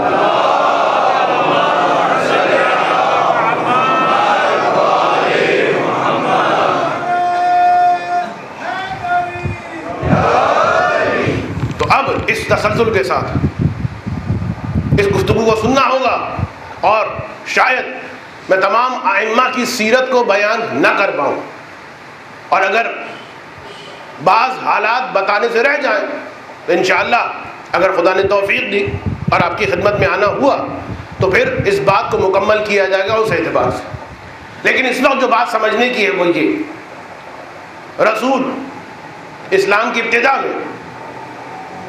پنہانی طور پر اسلام کے خلاف سازشوں کی ابتدا ہو گئی. رسول کے بعد وہ پنہانی سازشیں آشکار ہو کے ہمارے سامنے آ رہی ہیں. اور اب دیکھیے یہ کہ 3 گروہ ہیں جو ہمیں تاریخ اسلام میں ملتے ہیں. ایک گروہ وہ ہے جو اسلام میں اس لیے داخل ہو رہا ہے کہ اس کی نگاہیں تخت کی جانب ہیں، اس کی نگاہیں اقتدار کی جانب ہیں. ایک گروہ وہ ہے جو اسلام میں اس لیے داخل ہوا ہے کہ اسلام میں داخل ہو کر اسلام ہی کو ختم کر دو. اور ایک گروہ وہ ہے کہ جس کے باپ کو، جس کے بھائیوں کو، جس کے داداؤں کو قتل کرنے والا ہے علی بن ابی طالب. بنی امیہ کا ایک بڑا خاندان اور اکثریت ان لوگوں کی ہے کہ علی علیہ السلام نے کہیں بدر میں، کہیں خندق میں، کہیں کسی اور مقام پر ان کے بزرگوں کو کوئی بھائی مارا جا رہا، کوئی دادا مارا جا رہا، کوئی باپ مارا جا رہا، تو علی علیہ السلام کے ہاتھوں قتل ہوئے. اب سنیے گا، ایک انتہائی اہم چیز جو تاریخ اسلام کو سمجھنے کے لیے انتہائی ضروری ہے وہ یہ کہ جس کی جانب کوئی اہمیت نہیں دیتا، لیکن یاد رکھیے بعد میں جو کربلا بنی، بعد میں جو واقعات رونما ہوئے، ان واقعات کے رونما ہونے میں ایک بڑی وجہ یہ ہے کہ جس کو بیان میں کر رہا ہوں، عربوں کا مزاج، عربوں کا کلچر، وہ ٹرائبل سسٹم، وہ قبائلی نظام جو اسلام سے پہلے بھی تھا اور اطمینان رکھیے اسلام کے بعد بھی موجود رہا. اور یہ وہ سسٹم ہے قبائلی کہ اس قدر شدید تعصب قبیلوں کے درمیان کہ اگر کوئی قبیلے والا دوسرے قبیلے والے کسی شخص کو قتل کر دے تو اب نسلوں تک انتقام، نسلوں تک بدلہ. اسلام آ گیا ہے، رسول فرما گئے خبردار اگر کسی نے کسی کو قتل کیا ہے تو یاد رکھو یہ سارے تعصبات، یہ ساری دشمنیاں آج ختم ہو جانی چاہیے. تو اب انتقام جوئی بظاہر ختم ہو گئی، لیکن ایک کینہ، وہ کینہ کہ جو اس قبائلی سسٹم کی وجہ سے عرب مزاج میں نسل در نسل منتقل ہو رہا تھا کہ اگر کسی قبیلے والے نے ہمارے کسی باپ کو، بھائی کو، دادا کو قتل کر دیا ہے تو اس کے خلاف نفرت، اس کے خلاف کینہ، اس کے خلاف بغض ہمارے دل میں بھی رہے گا، ہم اپنے بچوں میں منتقل کریں گے، وہ اپنے بچوں میں منتقل کریں گے۔ اور یہی وجہ ہے کہ علی علیہ السلام جو ان کے باپ کے بھی قاتل ہیں، جو ان کے دادا کے بھی قاتل ہیں، جو ان کے اجداد کے بھی قاتل ہیں، لہٰذا جس وقت کربلا میں آقا حسین نے سوال کیا یہ بتاؤ میرا قصور کیا ہے، تو جواب سب نے یہی دیا، قصور تمہارے باپ علی کا ہے، اس نے ہمارے باپ کو مارا ہے، اس نے ہمارے دادا کو مارا ہے، اس نے ہمارے بھائی کو مارا ہے۔ اور پھر یہ جملہ زیادہ صراحت کے ساتھ اس وقت یزید کی زبان سے نکلا جس وقت اس نے سر حسین کو دیکھ کر مسکرا کے کہا الیوم بیوم بدر، آج ہم نے بدر کا بدلہ لے لیا، آج علی نے اس دن جو تلوار چلائی تھی آج حسین کا سر کاٹ کے ہم نے اپنا بدلہ لے لیا۔ تو یاد رکھیے گا یہ تین فکریں اسلام کے اندر موجود رہی ہر زمانے میں، رسول سے پہلے بھی، رسول کے ساتھ بھی، رسول کے بعد بھی۔ ورنہ ایک سوال میں تمام عالم اسلام کے مورخین سے یہ کرنا چاہتا ہوں، قدم قدم پر قرآن ذکر کر رہا ہے، چاہے سورہ توبہ ہو، چاہے سورہ احزاب، چاہے سورہ مائدہ اور دوسری سوروں میں اور دوسری آیتوں میں، قدم قدم پر قدم قدم پر قرآن یہ بتا رہا ہے اللہ کے رسول یہ جو تمہارے پہلو میں آگے بیٹھ رہے ہیں، خبردار یہ منافق، مدینے میں منافق، مکے میں منافق ہیں، بزم رسول میں منافق ہیں۔ تو ایک بہت بڑی تعداد ابتدائی اسلام میں منافقوں کی رہی، رسول کی زندگی میں منافقوں کی رہی۔ قرآن کیا کہہ رہا ہے؟ یہ منافق وہ ہیں جو اسلام کا لبادہ اڑ کے اے رسول تیرے پہلو میں آ کے بیٹھتے ہیں، یہ منافق وہ ہیں جو تیری محفل میں آ کے بیٹھتے ہیں، یہ منافق وہ ہیں جو تیرے لشکر کے ساتھ ساتھ چلتے ہیں۔ یہ ساری باتیں قرآن نے کی۔ تو منافق وہ ہیں، قرآن کہہ رہا ہے انہی افراد کے درمیان جو کلمہ لا الہ الا اللہ پڑھ رہا ہے، یاد رکھے رسول منافق اس میں موجود، اور ایک نہیں پورا گروہ منافقین۔ تو قرآن یہ کہہ رہا ہے۔ اور اب صرف ایک جملہ کہنا چاہتا ہوں، اگر ہم نے معیار یہ بنا لیا کہ جس نے بس رسول کی خدمت میں بیٹھ کر کلمہ پڑھ لیا وہ صحابی ہو گیا، اور صحابی کا مطلب یہ ہے کہ ہر صحابی عادل ہوا کرتا ہے، یہ قانون مجھے سمجھ میں نہیں آیا۔ یا تو قرآن کی ان آیتوں کو محفوظ کیجئے کہ جس میں قرآن قدم قدم پہ کہہ رہا ہے کہ منافقین اے رسول تمہاری بزم میں بھی ہیں، تمہارے پہلو میں بھی ہیں، تمہاری گھر میں بھی ہیں، تمہاری لشکر میں بھی ہیں، تمہارے بظاہر دم بھرنے والوں میں بھی ہیں، قرآن قدم قدم پہ کہہ رہا ہے۔ تو منافق موجود ہیں، رسول کی زندگی میں موجود ہیں، مجھے سمجھ میں نہیں آتا۔ یاد رکھیے جتنے انبیاء آئے ہیں، چاہے عیسیٰ ہو، چاہے موسیٰ ہو، چاہے ابراہیم ہو، چاہے کوئی اور نبی ہو، جتنے انبیاء آئے سب کے یا سچے ماننے والے تھے یا جھوٹے ماننے والے تھے۔ منافقت ہر نبی کے ساتھ رہی، لیکن کسی نبی کی امت نے یہ قانون نہیں بنایا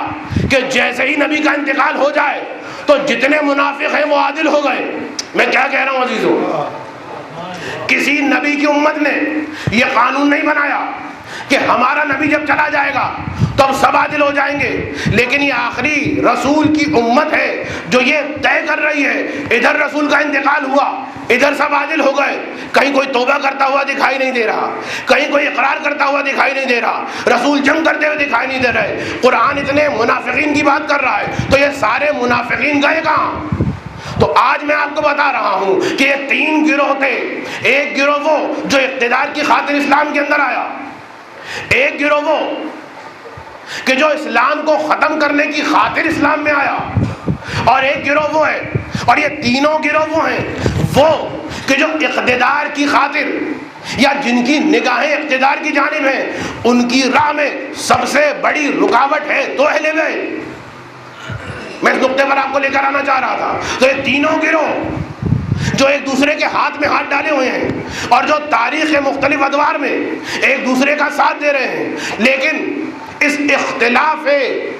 مقاصد کے باوجود سب کا دشمن بظاہر ایک ہے، وہ کہ جو اقتدار کی طرف جانا چاہتے ہیں،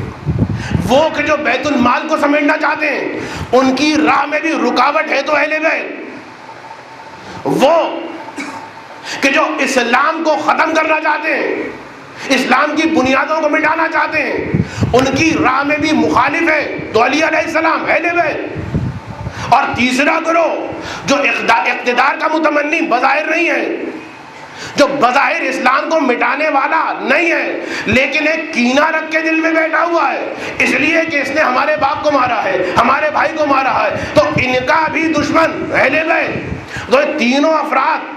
جن کا تذکرہ قرآن بھی کر رہا ہے، جس کا تذکرہ تاریخ بھی کر رہی ہے، تاریخ اسلام میں موجود رہے، اور انہوں نے مختلف انداز میں ایک دوسرے کی مدد کی، اسلام کو کبھی مٹانے کی کوشش کی، کبھی اقتدار کے ذریعے سے، کبھی عقائد کے ذریعے سے، کبھی غلط تعلیمات کے ذریعے سے، اور ہر دور میں یہ اہل بیت ہیں کہ چاہے وہ امام علی ہو، چاہے وہ امام حسن ہو، چاہے وہ امام حسین ہو، چاہے وہ چوتھے امام ہو، چاہے وہ پانچویں امام ہو، ہر امام آگے بڑھا اور ان تمام سازشوں کا اس انداز میں مقابلہ کیا کہ تمہاری آنے والی حکومتیں آئیں گی، ختم ہو جائیں گی، لیکن جو دین برحق ہے، ہم اہل بیت کے سپرد کیا گیا ہے، جب تک ہم رہیں گے یہ دین بھی باقی رہے گا۔ ایک درود پڑھ دیں محمد و آل محمد۔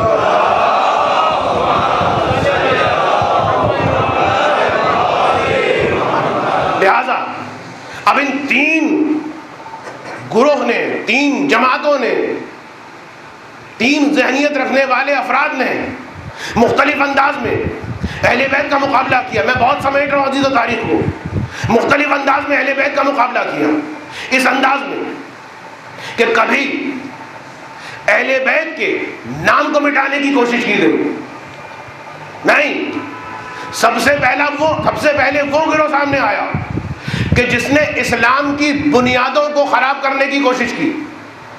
یہ تاریخ ایسی تو میں اس وقت صرف اشارہ کر رہا ہوں، وقت نہیں ہے میرے پاس، اور اس موقع پر ہم نے دیکھا کہ دو ہستیاں ہمارے سامنے آتی ہیں، ایک جانب مولا علی ہیں اور ایک جانب امام حسن ہیں، وہ بھی خاموش ہیں، یہ بھی خاموش ہیں، اس لیے کہ دونوں کی کوشش یہ ہے اس وقت بنیاد اسلام محفوظ ہو جائے، چاہے ہمیں اقتدار ملے،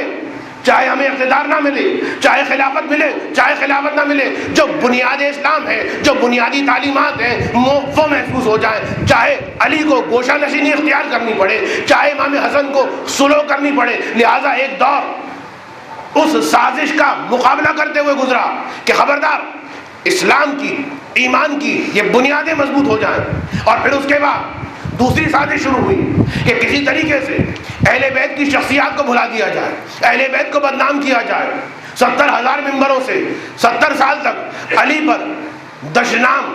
علی کی توہین، علی کی شخصیت گرانے کی کوشش کی گئی، اہل بیت کی شخصیت کو کم رنگ کرنے کی کوشش کی گئی۔ یہ وہ زمانہ تھا کہ پھر آقا حسین بلند ہوتے ہیں، چوتھے امام بلند ہوتے ہیں، اہل بیت کو یاد دلایا، کبھی بازار شام میں یاد دلایا، کبھی زندان شام میں یاد دلایا، دیکھو ہم ہی وہ اہل بیت ہیں جن کے لیے آیت تطہیر نازل ہوئی ہے، ہم ہی وہ اہل بیت ہیں کہ جو رسول کی بیٹی کی اولاد ہیں، ہم ہی وہ اہل بیت ہیں جو آل رسول ہیں۔ تو عزیزو، قدم قدم پر اہل بیت نے اپنا تعارف کروایا، خبردار اہل بیت کو فراموش نہ کرنا۔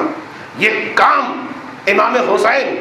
امام زین العابدین نے انجام دیا۔ اور پھر اس کے بعد تیسرا مرحلہ کہ جس میں کوشش یہ کی گئی کہ جب امام حسین اور امام زین العابدین، اس لیے کہ پھر جہاد اور تعارف اس انداز میں اہل بیت کا ہوتا کہ ہم دیکھتے ہیں کربلا کے بعد اب جو تحریک بھی اٹھتی، اب جو قیام بھی ہوتا ہے، چاہے وہ اہل بیت کا ماننے والا ہو یا نہ ہو، نام حسین کا لے رہا ہے، نام اہل بیت کا لے رہا ہے، اپنے قیام کو کامیاب کرنے کی کوشش کر رہا ہے۔ تو اتنا زیادہ ایک زمانے تک اہل بیت کے نام کو چھپانے کی، مخفی رکھنے کی کوشش کی گئی۔ مولا علی، امام حسن بنیاد دین کو محفوظ کر رہے ہیں اور اہل بیت کے نام کو چھپایا جا رہا ہے، دشمن چھپا رہے ہیں، دشمن مخفی کر رہے ہیں، شخصیات بنائی جا رہی ہیں، علی کے مقابلے کی شخصیات بنائی جا رہی ہیں، ریڈی میڈ شخصیات بنائی جا رہی ہیں، جھوٹے عالم پیدا کیے جا رہے ہیں، جھوٹے جنگی ہیرو پیدا کیے جا رہے ہیں۔ کسی طریقے سے لوگ علی کے کارناموں کو بھلا دیں، کسی طریقے سے لوگ اہل بیت کی علمیت کو بھلا دیں۔ نہیں، امام حسین اور امام زین العابدین کھڑے ہوتے ہیں اور تعارف اہل بیت کرواتے ہیں. اہل بیت کی شخصیات جو زمانہ بھلا رہا ہے ایک مرتبہ پھر اس طرح سے روشن ہوتی ہیں کہ اب ہر کام جو ہوگا، ہر تحریک جو ہوگی، ہر قیام جو ہوگا وہ اہل بیت کا نام لے کے ہوگا. اتنا زیادہ قابل احترام بنا دیا اہل بیت کے نام کو چوتھے امام نے. اور پھر اس کے بعد جب ظالموں نے یہ دیکھا تو اب ایک اور سازش یہ کی گئی، خبردار کوشش یہ کی جائے کہ دنیا ان کے در پہ نہ جائے. جو علم ہے، جو علوم ہیں، علوم کی نشر و اشاعت اہل بیت کے دروازے سے نہیں ہونی چاہیے. لہذا کوشش کی گئی کہ جھوٹے علماء کو پیدا کیا گیا، جھوٹے اماموں کو پیدا کیا گیا، جھوٹے علم کے دعویٰ کرنے والوں کو پیدا کیا گیا. کوشش یہ تھی کہ نشر و اشاعت علم اہل بیت کے ذریعے سے نہ ہو، اس لیے کہ اگر اہل بیت کے ذریعے سے ہوگی تو علم اپنی حقیقی صورت میں آئے گا، اور جب علم اپنی حقیقی صورت میں چمکے گا تو ہم جاہلوں کے چہرے تحت الشعاع میں چلے جائیں گے اور ہم یہ برداشت نہیں کرتے. لہٰذا پوری کوشش کرو کہ اہل بیت کے مقابلے پر کچھ اور دکانیں کھول لو، کچھ اور دروازے کھول دو. یہ بھی عالم ہیں، یہ بھی مفتی ہیں، یہ بھی امام ہیں. تو ایک دور یہ آیا، اب اس سازش کا مقابلہ کرنے کے لیے دیکھیے آپ توجہ رکھیں، پہلے اور دوسرے امام نے اس سازش کا مقابلہ کیا، بنیاد دین کو محفوظ کیا، اور اس کے بعد تیسرے اور چوتھے امام نے اہل بیت کو جو فراموش کروایا جا رہا تھا اجاگر کیا اہل بیت کے نام کو. اور اس کے بعد اب جو زمانہ آتا ہے 5ویں امام سے لے کر 8ویں امام تک کا زمانہ، یہ وہ زمانہ ہے کہ اب نشر علوم ہو رہی ہے اہل بیت کے ذریعے سے، امام صادق کے ذریعے سے، امام باقر کے ذریعے سے، امام موسی قاسم کے ذریعے سے، امام رضا کے ذریعے سے. تو اس طریقے سے جب عالمی پیمانے پر اہل بیت کے باب سے نشر علوم ہوئی تو ایک مرتبہ اب یہ شیعت پھیلی. اب یہ مدینے تک محدود نہیں ہے، اب یہ مکے تک محدود نہیں ہے، یہ خراسان جا رہی ہے، یہ چین تک جا رہی ہے، یہ دوسرے علاقوں میں جا رہی ہے، یہ روم تک جا رہی ہے. اہل بیت کے عقائد، اہل بیت کے نظریات، اہل بیت کے افکار، اہل بیت کے احکامات، علوم اہل بیت نشر و اشاعت ہو رہی ہے. تو 5ویں امام سے لے کر 8ویں امام تک کا دور وہ ہے کہ جہاں پر ظالموں نے کوشش یہ کی تھی کسی طریقے سے دنیا ان کے در پر نہ آئے، ہم جھوٹے علوم کو پیدا کر دیں گے، ہم جھوٹے عالموں کو بنا دیں گے. 5ویں امام سے لے کر 8ویں امام تک کا دور وہ ہے کہ جہاں پر علوم کی نشر و اشاعت ہو رہی ہے، اور اس انداز میں نشر و اشاعت ہو رہی ہے کہ پھر شیعت اس انداز میں پھیلتی ہے کہ پھر ظالم حکمران اس بات کو سوچنے پر مجبور ہو جاتے ہیں. ہم نے ان کے نام کو چھپانے کی کوشش کی، ہم کامیاب نہیں ہوئے. ہم نے ان کے دروازے تک، ہم نے ان کے مقابلے پر علوم کو نشر کرنے کی کوشش کی، ہم ناکام ہوئے، ہم کامیاب نہ ہوئے. تو اب پھر ہم دیکھتے ہیں تاریخ نے، ظالموں نے، حکومتوں نے اپنی پلاننگ کو بدلا، اور اب کوشش یہ کی گئی کہ نہیں، ان تک لوگوں کو آنے ہی نہ دیا جائے. لہٰذا ہم دیکھتے ہیں کہ جب 9ویں امام کی تاریخ شروع ہوتی ہے، جب 10ویں امام کا زمانہ آتا ہے، جب 11ویں امام کا زمانہ آتا ہے، تو اب آزادی نہیں ہے، اب زندان ہے، اب نظر بندی ہے، اب پہرے ہیں. اس لیے کہ ڈر گئے ہیں یہ لوگ، ارے یہ تو اپنے علوم کی اس طرح سے نشر و اشاعت کر رہے ہیں. تو بس عزیزو، جب یہ علوم پھیلے، یہاں ظالموں نے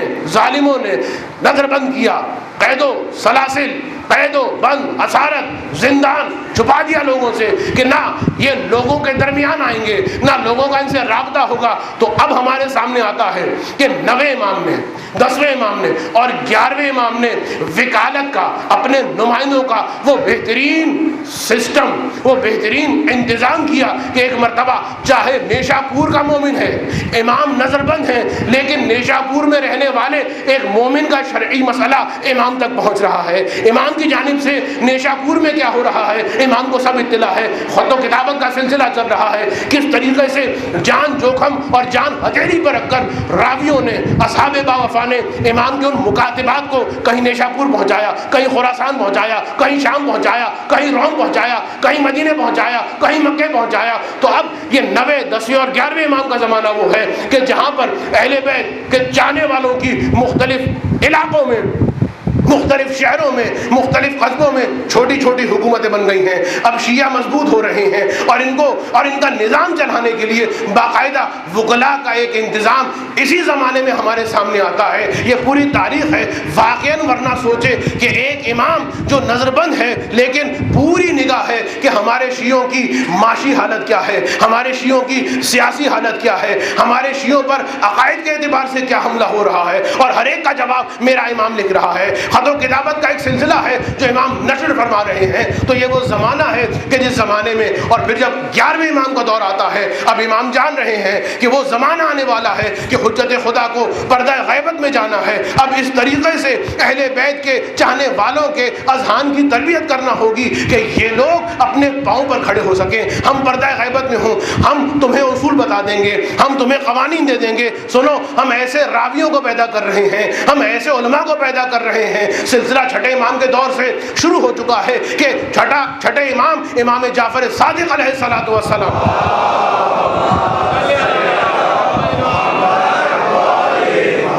حکم دیتے ہیں، اے زرارہ جاؤ جا کے مسجد نبوی میں بیٹھ کر لوگوں کو فتوے سناؤ. ہم پسند کرتے ہیں کہ ہمارے ماننے والوں میں کوئی ایسا ہو جو ہمارے احکامات کو اس انداز میں نشر کرتا ہو. تو چھٹے امام کے دور سے یہ لفظ فتویٰ امام کی زبان پر آیا، اور اس کے بعد سلسلہ چلنا شروع ہوا. امام اپنے شاگرد بنا رہے ہیں، احادیث کی کتابیں جمع ہو رہی ہیں، اور اس کے بعد یہ سلسلہ آگے بڑھتا جاتا ہے یہاں تک کہ 11ویں امام کا دور آ جاتا ہے. اب غیبت کا سلسلہ شروع ہونے والا ہے، لیکن وہ راوی کہ جو آگے چل کر علماء بنے، وہ علماء جو آگے چل کر مراجع بنے، جو آگے چل کر مجتہد بنے، یہ ایک پورا سیکونس ہے، یہ پوری ایک تاریخ ہے کہ اہل بیت جانتے ہیں کہ اب غیبت کا زمانہ شروع ہونے والا ہے. اور غیبت کا دور بھی اس طرح سے شروع نہیں ہوا ہے. پہلے غیبت صغریٰ ہے. تھوڑا شیعوں کو اس بات کی ایک عادت ڈلوائی گئی کہ دیکھو جب تمہارا امام پردہ غیبت میں چلا جائے تو تم نے مسائل کو کس طریقے سے حل کرنا ہے. اور اب جو مکاتبات ہیں، جو خطوط ہیں، جو نیشاپور کی جانب بھیجے جا رہے ہیں، جو مختلف علاقوں کی جانب بھیجے جا رہے ہیں، اب مزاج بدلا ہوا ہے خطوں کا، اب مکاتبات کا مزاج بدلا ہوا ہے. اب امام یہ حکم دے رہے ہیں، سنو، یہ جو میرا نمائندہ ہے یہ تم سے جو حکم کہے، یہ تم کو جو بات کہے، سمجھو کہ ہم کہہ رہے ہیں، اس لیے کہ ہماری جانب سے تم لوگوں پر حجت ہے. اور وہیں سے پھر یہ سلسلہ شروع ہوا کہ اسی دانش کدائے امام صادق علیہ السلام سے علم سے فیضیاب ہونے والے جو ایک زمانے میں راوی حدیث بنے، آج کے زمانے میں مجتہد کہلاتے ہیں. ایک درود پڑھ دیں محمد و آل محمد پر.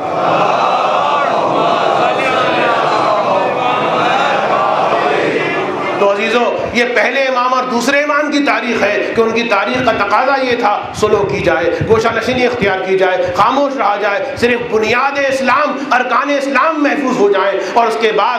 ہم دیکھتے ہیں کہ تیسرے امام اور چوتھے امام کا زمانہ یہ ہے کہ اہل بیت کے ناموں کو روشناس کرایا جائے، لوگ اہل بیت کے ناموں کو فراموش نہ کر دیں. اور پھر اس کے بعد 5ویں سے لے کر 8ویں امام تک کا زمانہ وہ ہے کہ شدت کے ساتھ علوم کی نشر و اشاعت در اہل بیت کے ذریعے سے ہو رہی ہے. اور اس کے بعد 9ویں امام، 10ویں امام اور 11ویں امام کا زمانہ وہ ہے کہ نظر بندی کے حالات ہیں، قید و سلاسل کے حالات ہیں، زمانہ سخت ہے، لیکن وکالت، نمائندے، اپنے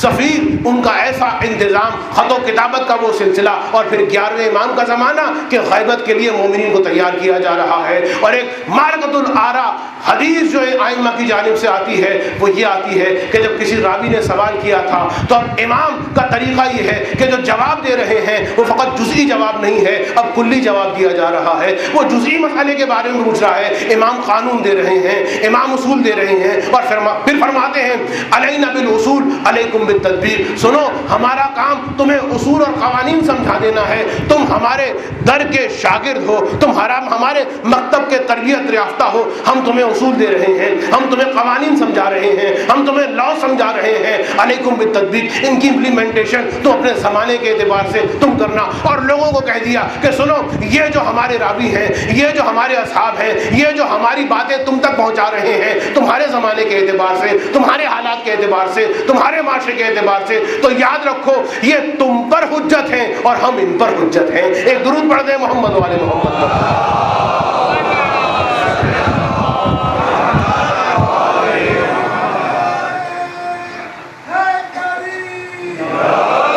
بس عزیزو، میں نے آپ کا بہت وقت لے لیا، تو اسی مزاج سے ہماری تقریر اور ہماری گفتگو آگے بڑھنا ہے کہ یہ وہ کون سے حالات تھے، کیوں آخر ائمہ نے ان حالات کی وجہ سے آخر کون سا طریقہ اختیار کیا، آخر کون سی راہ اختیار کی. تو بس عزیزو، ہونا تو یہ چاہیے تھا کہ رسول خدا سے گفتگو کا آغاز کیا جائے، لیکن میں اس گفتگو کو ان تقاریر پر موقول کر رہا ہوں کہ جو سیرت رسول کے حوالے سے آپ کے درمیان موجود محرم میں مولا کائنات کے بارے میں بہت گفتگو ہو جاتی ہے. اچھا، یہ جملہ کہہ کے میں سوچ رہا ہوں کہ گفتگو کون سی والی ہوتی ہے، یہ بھی ایک کوشچن مارک ہے. لیکن بہرحال جناب سیدہ امام حسن رمضان کے حوالے سے کم میں نے کوشش کی کہ گفتگو کی جائے. تو میری کوشش یہ کہ کل کی گفتگو میں تھوڑا سا ایک اشارہ کرنا کہ یہ چند سال جو امیر شام کی حکومت میں آقا حسین نے گزارے، ہم نے صرف امام حسین کی تاریخ کو کربلا تک محدود رکھا، جبکہ امام حسین نے اسی انداز میں جو انداز امام حسن تھا امیر شام کی حکومت کے 10 سال گزارے. اور پھر اس میں کس طریقے سے امام نے تبلیغ دین کی، اعلاء کلمہ حق کیا، اس زمانے میں حالات کیا رہے. تو کل کی تقریر کا موضوع انشاءاللہ یہ رہے. اور پھر اس کے بعد چوتھے امام یعنی کربلا کے فوراً بعد جو حالات پیش آئے. ایسا نہیں ہے کہ کربلا کے فوراً بعد حالات صحیح ہو گئے اور ایک مرتبہ لوگ ولولے اور جذبات کے ساتھ حمایت اہل بیت میں کھڑے ہو گئے. نہیں، وہ وقت بھی سید سجاد پہ گزرا کہ سید سجاد رو کے فرماتے تھے کہ لوگوں نے ہمارے گھروں میں آنا چھوڑ دیا، اتنا خوف اور اتنا ڈر. یہ زمانہ گزرا تو چوتھے امام کا دور، پانچویں امام کا دور، چھٹے امام کا دور، اور پھر جہاں تک گنجائش رہی اس حد تک میں اس تاریخ کے ان اوراق کی ورگردانی آپ کے سامنے کروں. صرف میری گزارش آپ مومنین سے یہ کہ جس طرح محبت کے ساتھ آپ آج اس تمہیدی تقریر کو کہ جو بہرحال سخت بھی تھی اور آنے والی تقاریر کو اس میں چٹپٹی باتیں نہیں، اسی قسم کی خوش تقریریں، اسی قسم کی تاریخ کا بیان، لیکن پھر سمجھنا کہ ان ازمان میں ان بدلتے ہوئے حالات اہل بیت کس چیز کی جانب اور کس ٹریک کے اوپر ماننے والوں کو رکھا، کس چیز کو پرائرٹی دی، کس چیز کو زیادہ اہمیت دی، وہ ہم کو سمجھنا ہے، تاکہ اس سے ملتے جلتے حالات کا سامنا اگر ہم کریں تو ہمیں دیکھنا ہوگا ہمیں کس چیز کو پرائرٹی دینی، ہمیں کس چیز کو منتخب کرنا ہے، ہمارا انداز کیا ہونا چاہیے. تو بس عزیزو، کوشش میری یہی ہوگی کہ وقت میں رہتے ہوئے میں گفتگو کروں. اگرچہ آج تھوڑا سا وقت اس لیے زیادہ ہو گیا کہ تمہیدی گفتگو تھی، ایک تسلسل اور ایک ارتباط دینا تھا. لیکن بہرحال چوتھے امام کی زندگی میں نے بتایا، اہل بیت کا نام جو بھلا دیا گیا. اب سید سجاد چاہے راہ کوفہ و شام، چاہے بازار شام، چاہے زندان شام، سید سجاد قدم قدم پر قرآن کی آیتیں پڑھ پڑھ کر بتا رہے ہیں کہ اے لوگ آؤ اور دیکھو اور سمجھو، جسے تم باغی سمجھ رہے ہو، جسے تم امیر کا مجرم سمجھ رہے ہو، حق اسی کی جانب، وہی رسول زادہ، وہی وسیع رسول خدا، اور میں اسی کی اولاد ہوں. یہی سید سجاد کہ 12 محرم کو کربلا کے اسیر کوفے میں فارغ ہوتے ہیں. 13 محرم کو کربلا کا آنے والا یہ قافلہ کوفے کے زندان میں مقید کر دیا جاتا ہے. 12 محرم کو کوفے میں ورود، 13 محرم کو زندان کوفہ، اور یہی وہ 13 محرم یہاں پر اہل بیت اطہار زندان کی صعوبتیں جھیل رہے ہیں، اور وہاں اسی 13 محرم کو کربلا کے بنی اسد کے قبیلے والے حیران اور پریشان کھڑے. ارے ہم سے بہت خطا ہو گئی، زہرا کا لال، ارے 3 دن ہو گئے،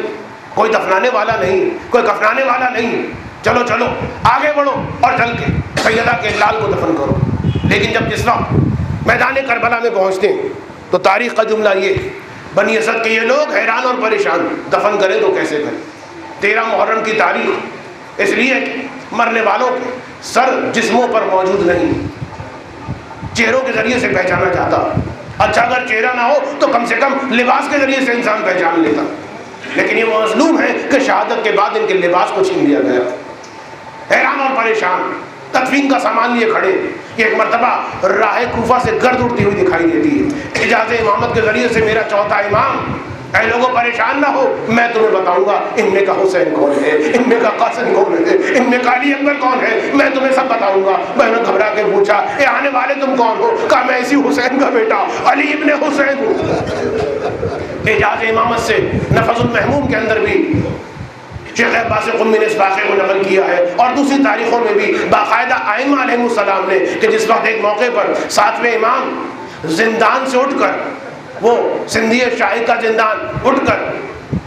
اپنے چاہنے والوں کے درمیان مسجد کے صحن میں آ گئے تھے، اور انہوں نے گھبرا کے کہا تھا کہ آپ زندان میں ہیں، آپ یہاں پر کیسے آ گئے؟ تو امام نے جواب دیا تھا، وہ خدا جو سید سجاد کو 13 محرم کربلا میں لا سکتا ہے، اسی خدا نے مجھے یہاں پہنچایا۔ اور جس وقت 8ویں امام 9ویں امام کی غسل و کفن کے لیے پہنچے، سفر کر کے پہنچے، تو ایک مرتبہ لوگوں نے پوچھا کہ آپ مدینے سے کب چلے تھے؟ کہا ابھی پہنچا ہوں، ابھی چلا ہوں۔ حیران ہو کے پہنچا، ارے مدینے کی راہ اتنی لمبی ہے، اتنی طولانی ہے، آپ پہنچے کیسے؟ تو اس موقع پر 8ویں امام نے دلیل کے طور پر پیش کیا کہ 13 محرم کو جس طرح میرا جد سید سجاد کربلا پہنچا، اسی خدا کی قدرت سے میں یہاں پر پہنچا ہوں۔ تو ایک مرتبہ سید سجاد آتے ہیں، گھبراؤ نہیں، میں اسی حسین کا بیٹا علی ابن حسین ہوں، میں تمہیں بتاؤں گا ان میں کا آقا کون ہے، ان میں کا غلام کون ہے، ان میں کا حسین کون ہے، ان میں کا علی اکبر کون ہے۔ بس ایک مرتبہ سید سجاد آگے بڑھتے ہیں، اور اس کے بعد ایک قبر کے مقام سے مٹی کو ہٹاتے ہیں، پہلے سے آمادہ شدہ قبر دریافت ہوتی ہے، اور ایک مرتبہ آقا حسین اپنے بابا کے لاشے کو جو پامال ہو چکا ہے، جس کا سر موجود نہیں ہے، ایک مرتبہ اسی انداز میں قبر میں لٹاتے ہیں۔ مجھے نہیں معلوم قبر میں لٹانے کا یہ طریقہ ہوتا ہے کہ جب کسی جسد کو قبر میں لٹایا جاتا ہے تو سرہانے مٹی کا تکیہ بنایا جاتا ہے اور رخسار اس مقام پہ رکھا جاتا ہے۔ میں سوچوں گا سید سجاد ارے کس دل سے اپنے بابا کو دفن کر رہے ہیں۔ اور اس کے بعد پائنتی کی جانب سید سجاد نے علی اکبر کی تدفین کی۔ مجھے سمجھ میں نہیں آتا کہ آخر پائنتی میں علی اکبر کو دفن کرنے کی وجہ کیا تھی۔ جب کسی عالم سے میں نے سوال کیا تو اس عالم باقدر نے یہ جواب دیا، دیکھو بات یہ ہے کہ علی اکبر کا معاملہ حسین کے ساتھ یہ تھا کہ اکثر حسین پوچھا کرتے تھے، بیٹا علی اکبر اگر تمہاری کوئی آرزو ہو تو کبھی کہو تو صحیح، ہمارا بڑا دل چاہتا ہے کہ تمہاری کسی خواہش کو پورا کریں۔ تو علی اکبر کا جواب یہ ہوتا تھا، مولا بابا جب بھی میرے دل میں خواہش اٹھتی ہے اس سے پہلے کہ زبان پر آئے آپ اسے پورا کر دیتے ہیں۔ تو پائنتی امام حسین میں علی اکبر کو دفن اس لیے کیا ہے، علماء فرماتے یہ ہیں کہ اگر آقا حسین کے دربار میں تمہاری دعا قبول نہیں ہو رہی تو پائنتی امام حسین میں جاؤ، حسین کو اس کے بیٹے علی اکبر کا واسطہ دو، اے آقا حسین ارے اسی علی اکبر سے آپ پوچھا کرتے تھے، آج اسی بیٹے کا واسطہ دے رہا ہوں، میری مشکلوں کو حل کر دیجئے۔ بس عزادارو علی اکبر کی تدفین سے پہلے بنی اسد کے لوگوں نے دیکھا کہ سید سجاد قبر حسین سے برآمد ہوتے ہیں اور حیران پریشان کربلا کے بن میں کچھ ڈھونڈ رہے ہیں، کچھ تلاش کر رہے ہیں۔ اور اس کے بعد بنی اسد کے لوگوں نے دیکھا کہ سید سجاد اب جو پلٹے تو دامن میں ایک ننھا سا لاشا ہے جس کا سر موجود نہیں ہے۔ لوگوں نے پوچھا سید سجاد یہ کس کا لاشا ہے؟ رو کے کہا میرے 6 ماہ کے بھیا علی اصغر کا لاشا جس کی ماں کا دودھ خشک ہو گیا تھا، جس کو حرملہ نے اپنے تیر سے ذبح کیا۔ بس یہ سوچ کے ایک مرتبہ روتے ہوئے سید سجاد اور یہ کہہ کے گئے، میرے بابا نے جس وقت آخری سلام مجھے کیا تھا تو مجھ سے کہا تھا بیٹا سجاد جب مجھے دفن کرنے آنا تو میرا ننھا علی اصغر ایک مقام پہ سو رہا ہوگا، دیکھ وہ بہت چھوٹا ہے، وہ بچہ ہے، اسے میرے سینے کے ساتھ سلا دینا۔ سید سجاد نے علی اصغر کے ننھے سے جسم کو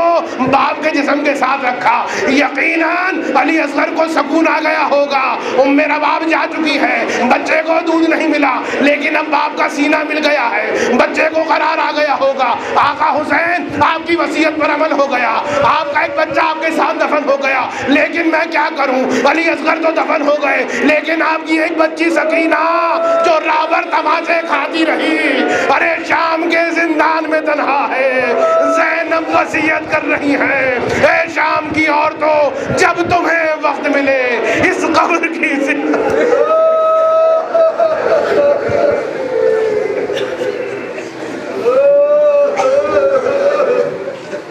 الا ولعنت اللہ علی قوم الظالمین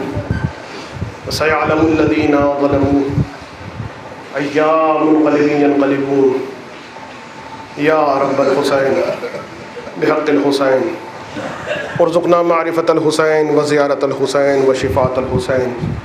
واشف صدر الحسین بظهور الحجة القائم عليهم السلام۔ ربنا تقبل منا إنك أنت السميع العليم ماتم حسین۔ اعوذ باللہ السمیع العلیم من الشیطان اللعین الرجیم، بسم اللہ الرحمن الرحیم، الحمد للہ رب العالمین والصلاة والسلام علی اشرف الانبیاء والمرسلین وأهل بيته الطيبين الطاهرين المعصومين المظلومين الغر الميامين الذين أذهب الله عنهم الرجس وطهرهم تطهيرا۔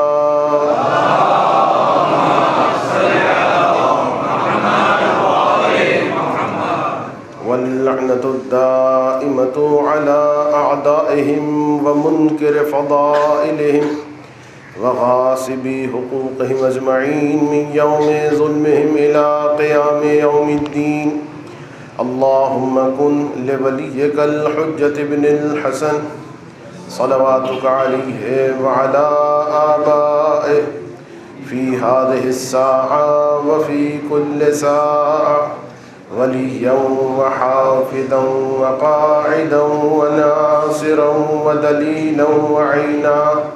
حتى تسكنه أرضك طوعا وتمتعه فيها طويلا۔ رب اشرح لي صدري ويسر لي أمري واحلل عقدة من لساني يفقه قولي، آمين يا رب العالمين۔ أما بعد، فقد قال رسول الله صلى الله عليه وآله: إني تارك فيكم الثقلين کتاب اللہ وعطرتی ما ان تمسکتم بہما لن تضلوا بعدی ابدا۔ درود پڑھ دیجئے محمد علیہ۔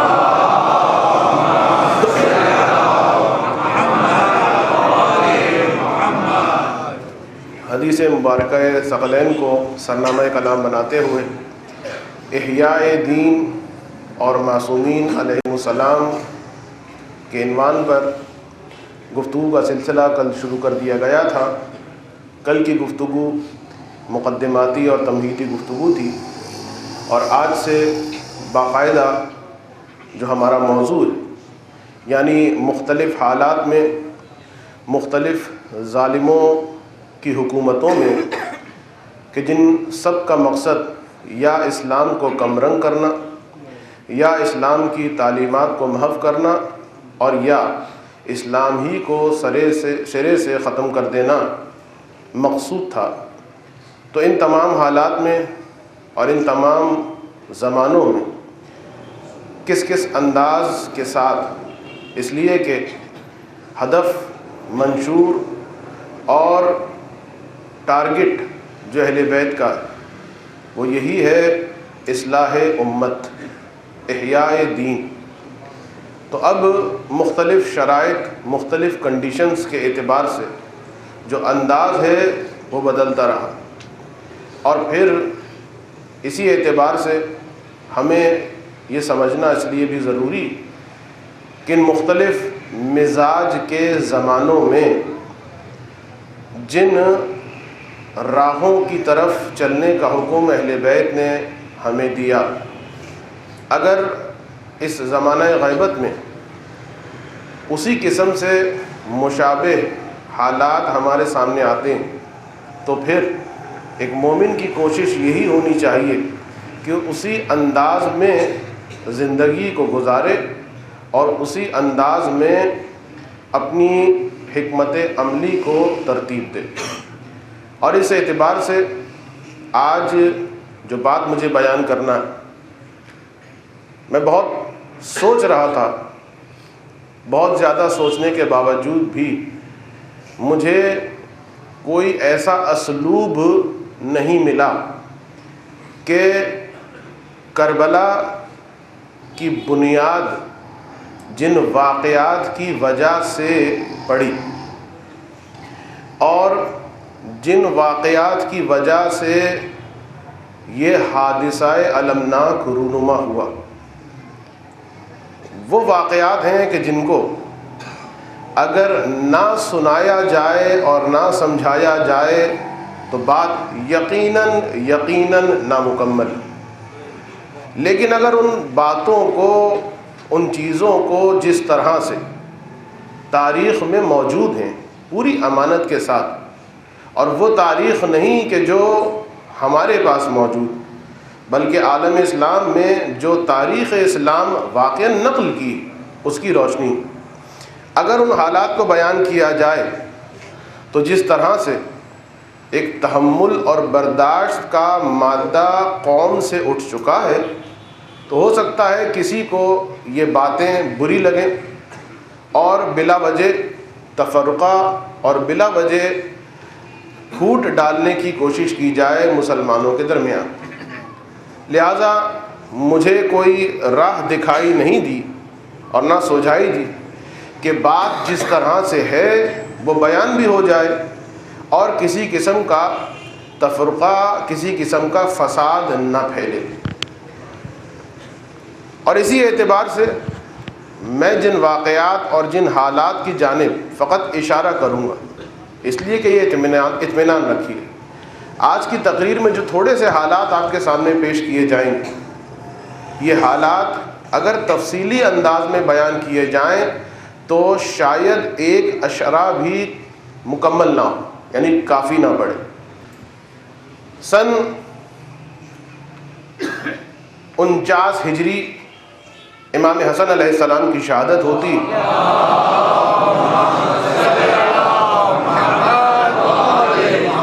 سن 49 ہجری سے لے کر سن 61 ہجری یہ وہ زمانہ ہے کہ جس میں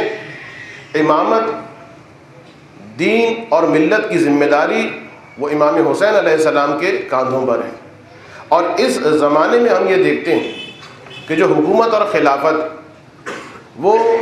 اب امیر شام کی شام سے وسعت پاتی ہوئی تمام بلاد اسلامیہ میں پھیل چکی ہے، اور اب جو ایک اہم چیز جو مزاج کربلا کو بنا رہی ہے، یعنی کربلا کے وقوع پذیر ہونے کی اہم ترین وجہ،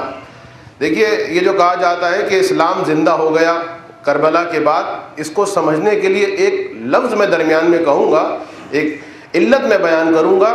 اس کو انسان اگر سمجھ جائے تو پھر اسے سمجھ میں آ جائے گا کہ کربلا نے اسلام کو کس طرح زندہ کیا۔ تو اب امیر شام کی حکومت اور یہ وہ زمانہ، امام حسن اس دنیا سے جا چکے ہیں اور امام حسین امامت کی ذمہ داریوں کو سنبھال رہے ہیں۔ اور صورتحال یہ کہ دیکھیے امیر شام کے ذہن میں باپ کی وہ نصیحت بالکل موجود جو تمام تاریخوں میں لکھی ہے کہ دیکھو یہ حکومت اب بنی امیہ کے پاس آ گئی، اور اب تمہاری کوشش، یعنی باقاعدہ ایک میٹنگ کی گئی اور یہ کہا گیا کہ اب تم لوگوں کی کوشش یہ ہونی چاہیے کہ یہ خلافت اور یہ اقتدار تمہارے درمیان سے نہ نکلے،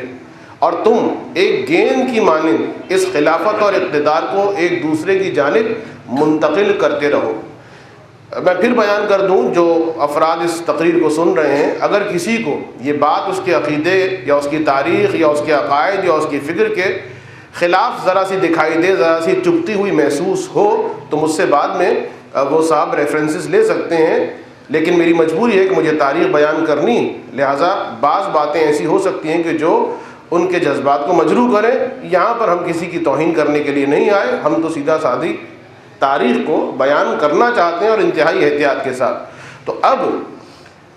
باپ کی یہ نصیحت ہر وقت ذہن میں کہ بنی امیہ سے اقتدار کہیں اور نہیں جانا چاہیے، بلکہ یہ سمجھو کہ ایک گیند ہے جو تمہارے درمیان میں ہے، اور یہ گیند ایک دوسرے کی جانب منتقل کرتے رہو۔ لہٰذا ایک پوری کوشش، ایک انتہائی جسے کہنا چاہیے مین پالیسی اور مین اسٹریٹجی امیر شام کی یہ کہ یہ جو اتنی محنت سے ایک سیٹ اپ میں نے بنایا، اتنی محنت سے یہ جو اقتدار ہم تک پہنچا، دیکھیے علی علیہ السلام کبھی خواب و گمان میں نہیں تھا کہ یہ اقتدار اتنی وسعت پا جائے گا، یعنی علی سے میں اقتدار کو چھین لوں گا، یہ پوری ایک تاریخ۔ لیکن اب مین اسٹریٹجی یہ کہ کس طریقے سے اس حکومت کو نہ صرف مستحکم اور مضبوط کیا جائے کہ آنے والے زمانوں میں رہتی دنیا تک حکومت، خلافت، اقتدار صرف اور صرف بنی امیہ۔ اب اس دوران میں جو سب سے بڑی رکاوٹ دکھائی دے رہی تھی وہ فقط اور فقط ایک فگر جو میں نے بیان کی، محمد محمد و آل محمد، اور اس زمانے کے اعتبار سے اہل بیت، یعنی جس زمانے کی میں بات کر رہا ہوں۔ لہٰذا دو تین محاذ کھڑے کیے گئے اور دو تین انداز سے اس رکاوٹ کو ختم کرنے کی کوشش کی گئی۔ پہلا طریقہ تو یہ اختیار کیا گیا کہ کسی طریقے سے علی علیہ السلام کی شخصیت کو تاراج کیا جائے، شخصیت کو نابود کیا جائے، شخصیت کو بدنام کیا جائے، اور پھر اس میں کامیابی بھی کسی حد تک ہوئی، اس لیے کہ پھر یہ سلسلہ ہم دیکھتے ہیں کہ وہ منبر کہ چاہے کوئی سا بھی شہر ہو، کوئی سا بھی ہو، جمعے کی نماز ہو رہی اور خطیب منبر پر بیٹھ کر کھلم کھلا علی ابن ابی طالب کو دشنام دے رہا ہے، گالیاں دے رہا، اور ایک طویل عرصے تک عمر ابن عبدالعزیز کے زمانے تک یہ دشنام علی کا سلسلہ جاری رہا۔ تو ایک بات یہ، اور پھر اس طرح سے شخصیت علی کو بدنام کرنے کی کوشش کی گئی کہ تاریخ میں موجود ابن ابی الحدید معتزلی کی اگر آپ شرح نہج البلاغہ پڑھ لیں کہ جو ایک مسلمان مؤرخ ہے اور جو شیعہ نہیں ہیں، ان کی کتابوں میں اور ان کی کتاب جو شرح نہج البلاغہ ہے بہت ساری چیزیں آپ کو مل جائیں گی۔ تو اب باقاعدہ یہ کیا گیا کہ آپ سوچئے کس طریقے سے پروپیگنڈا، کہ باقاعدہ چھوٹے چھوٹے بچے حکومت کی جانب سے ان کو بکریاں دی جاتی ہیں، بچے جانوروں سے بہت محبت کرتے ہیں، اور اس کے بعد جب بچے کی محبت اس جانور سے، اس بکری سے ذرا مضبوط ہو جاتی، ذرا مانوس ہو جاتی، تو حکومت ہی کی جانب سے خفیہ انداز میں رات کو افراد کو بھیجا جاتا جو اس بکری کو ذبح کر دیتے، اس کا سر کاٹ دیتے، اور پھر اس کے بعد جب بچہ صبح کو اٹھتا، دیکھیے ایک جانور کو اپنے اس جس سے محبت کرتا ہے ایک بچہ دیکھے کہ صبح اس طریقے سے خون میں لت پت ہے، تو بچے کی کیفیت کیا ہوتی، شدید نفرت کرے گا اس شخص سے جس نے یہ کام کیا، اور جب وہ بچہ پوچھتا کہ یہ کس نے کیا ہے تو اس کو جواب دیا جاتا کہ علی ابن ابی طالب۔ یعنی اس انداز میں یہ بچے جوان ہوئے، ان نفرتوں کے ساتھ یہ بچے جوان ہوئے، اور ایسی جنریشن سامنے آئی کہ باقاعدہ ایک نوجوان نے یہ جملہ کہا کہ میرے ماں باپ کا ظلم مجھ پر یہ ہے کہ انہوں نے میرا نام علی رکھا۔ یہ سارا کام پلاننگ کے ساتھ ہوا، تاریخ کے اوراق بھرے پڑے، تفاصیل موجود ہیں لیکن میرے پاس وقت نہیں، اور یہاں تک کہ باقاعدہ شام کے رہنے والے یہ پوچھا کرتے تھے کہ ہم نے سنا کہ علی کو مسجد میں قتل کیا گیا، کیا علی نماز بھی پڑھتا تھا؟ یہ جملے تاریخ کے اندر نقل ہوئے۔ علی کی شخصیت کو کم رنگ کرنے کی کوشش کی جا رہی، اور پھر ایسے افراد دیکھیے وہ علی کہ نہ شجاعت میں جس کا کوئی ثانی، نہ علم میں اس کا کوئی ثانی، نہ صداقت میں اس کا کوئی ثانی، اور جیسی احادیث رسول نے علی کے بارے میں فرمائی ایسی کسی شخص کے بارے میں نہیں ارشاد فرمائی۔ اب باقاعدہ اس پر کام ہوا، ایسی شخصیات کو سامنے لایا جائے کہ نہیں، اگر ان کا کارنامہ یہ تھا تو ان کا کارنامہ یہ، اگر ان کا کارنامہ علم کا یہ تھا تو ان کا کارنامہ یہ، اگر وہ سخی تھے تو یہ بھی سخی ہوں، اور پھر باقاعدہ جھوٹی احادیث کا ایک سلسلہ موج در موج لوگوں کے سامنے آیا کہ جو اب تک عالم اسلام میں موجود ہے اور جس سے لوگ دھوکہ کھا رہے ہیں، اور جس میں علی کے مقابلے پر وہ ساری فضیلتیں اپنے حصے میں لکھے جانے کی کوشش کی گئی۔ تو ایک ہدف یہ رہا کہ کسی طریقے سے اہل بیت کو بدنام کر دیا جائے۔ اب جب ایک آدمی بدنام ہو جائے تو اب چاہے وہ رہے چاہے وہ نہ رہے اس کا کوئی نقصان نہیں پہنچتا۔ یہیں پر پھر جہاد امام حسین اور جہاد جناب زینب، جہاد جناب امام سجاد سامنے آتا ہے کہ انہوں نے اس کھوئی ہوئی عظمت کو یاد دلایا۔ اور اب میں فقط اشارے کر رہا ہوں، ایک جانب یہ ایک اسٹریٹجی کہ کسی طریقے سے ان کی شخصیت کو بالکل مسمار کر دیا جائے، دوسری جانب تلوار کی جھنکار اور درہم و دینار کی چمک، ان دونوں کے ذریعے سے وہ لوگ کہ جو علی علیہ السلام کے ساتھ تھے، دیکھیے ایک میں جملہ کہنا چاہتا ہوں، ایک بات کی جاتی، اب یہ الزام ہے، لوگ کہتے ہیں اور ابھی تک کہتے ہیں تقریر ہے میری پورے اس موضوع پر، لیکن اس وقت میرا موضوع نہیں ہے، فقط ایک اشارہ کرنا چاہتا ہوں کہ دیکھیے انہوں نے ہی بلایا تھا اور انہوں نے ہی مار دیا اور اب رو رہے ہیں. یہ جملہ کہا جاتا ہے جو بڑا زہر آلود جملہ. تاریخ کے اوراق اگر آپ دیکھیں تو اطمینان رکھیے، کوفے میں اکثریت وہ تھی، توجہ کیجئے گا، شیعہ وہ ہوتا ہے جو علی کے علاوہ، حسین کے علاوہ، حسن کے علاوہ کسی اور کو اپنا نہ امام مانتا ہے نہ خلیفہ مانتا ہے. یہ بات طے ہے. کوفے کے جو لوگ کہ جو علی کے لشکر میں شامل رہے، ایک تو آپ ہیں شیعہ، نہیں وہ شیعہ نہیں تھے. صورتحال کیا تھی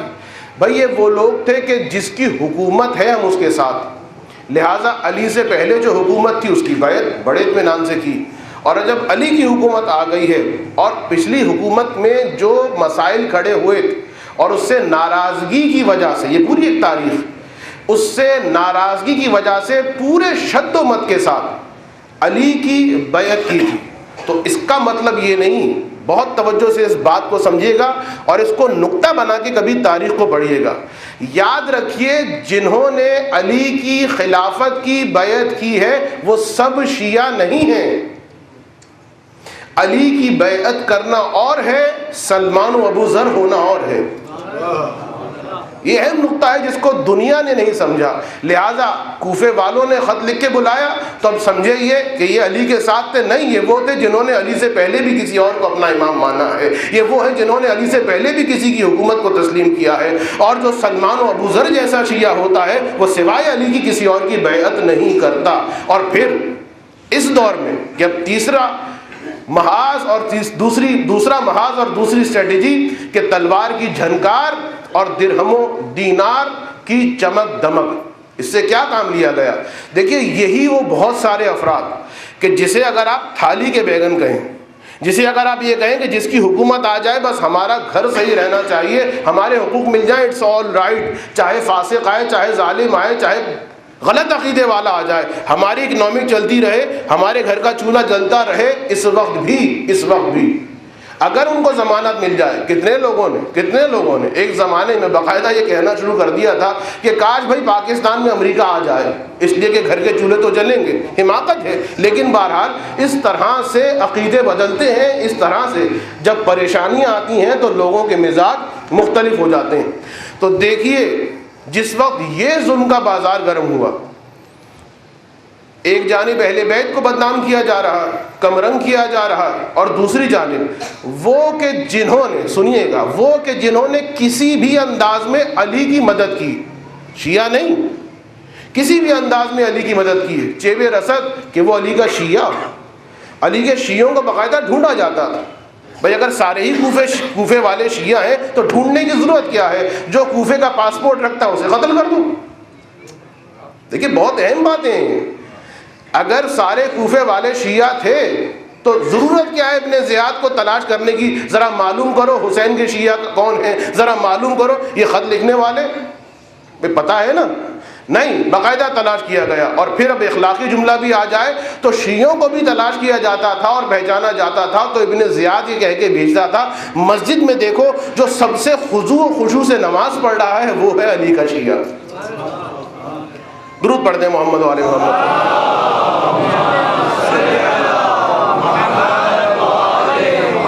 ایک جانب یہ، اور پھر تاریخ میں ملتا ہے ظلم اور بربریت کا وہ بازار، ظلم اور تلوار ان لوگوں کے لیے کہ جنہوں نے کہا کہ نہیں ہم صرف بیعت کرنے والے نہیں ہیں، ہماری جان علی کے لیے قربان ہے. حجر ابن ادئی، وہ عظیم المرتبہ صحابی کہ جس نے کہا تھا پہلے میرے بیٹے کو میری نگاہوں کے سامنے ذبح کرو، اس کے بعد مجھے ذبح کرنا، اس لیے کہ ایسا نہ ہو میرا بیٹا میرا خون بہتا دیکھ کر اپنے عقیدے کو بدل لے. یہ وہ شیعہ ہیں کہ جن کو قتل کیا ہے. اور باقی کون افراد ہیں؟ کسی کے سامنے درہم، کسی کے سامنے دینار، کسی کے سامنے یہ کہ صاحب آپ سے ٹیکس نہیں لیا جائے گا. کسی کو کہا گیا کہ اس گھر کو توڑوا دیجئے، اتنے بڑی فیملی کے ساتھ کیوں اس چھوٹے سے گھر میں رہ رہے ہیں، ہم فلاں جگہ پر آپ کو پلاٹ دیتے ہیں اور وہاں جا کر آپ اپنا محل بنا کے رہیے. دیکھیے جو بندر باٹ پر شور آج کے اینکر مچا رہے ہیں، اگر انصاف سے اسماء اور ناموں کو ہٹا دیں، آج جو بہت شور مچ رہا ہے کہ یہ حقوق غصب کیے جا رہے ہیں، اقربا پروری کی جا رہی ہے، وہ اپنا بھانجا ہے، وہ ان کا بھتیجا ہے، وہ ان کا داماد ہے، وہ ان کا سسر ہے، وہ ان کا فلاں رشتہ دار ہے، اس کو یہ وزارت دے دی ہے، اس کو وہ وزارت دے دی ہے۔ تاریخ کی زنجیر کو اٹھاؤ اور دیکھو یہ کہاں سے شروع ہوا، دیکھو کہ یہ کہاں سے شروع ہوا ہے۔ تو یقیناً بہرحال کہاں سے شروع ہوا یہ تو میں نے بیان کرنا نہیں ہے۔ ایک درود پڑھتے ہیں محمد و آل محمد۔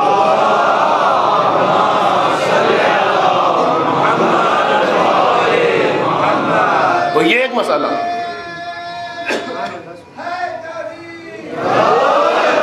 یہ ایک مسئلہ جو شیعہ ہیں، جو علی کا ساتھ چھوڑنے والے نہیں، چاہے وہ ان کے مقابلے میں آ جائیں کہ جو خوارج تھے۔ خوارج کی تاریخ آپ کو پتا،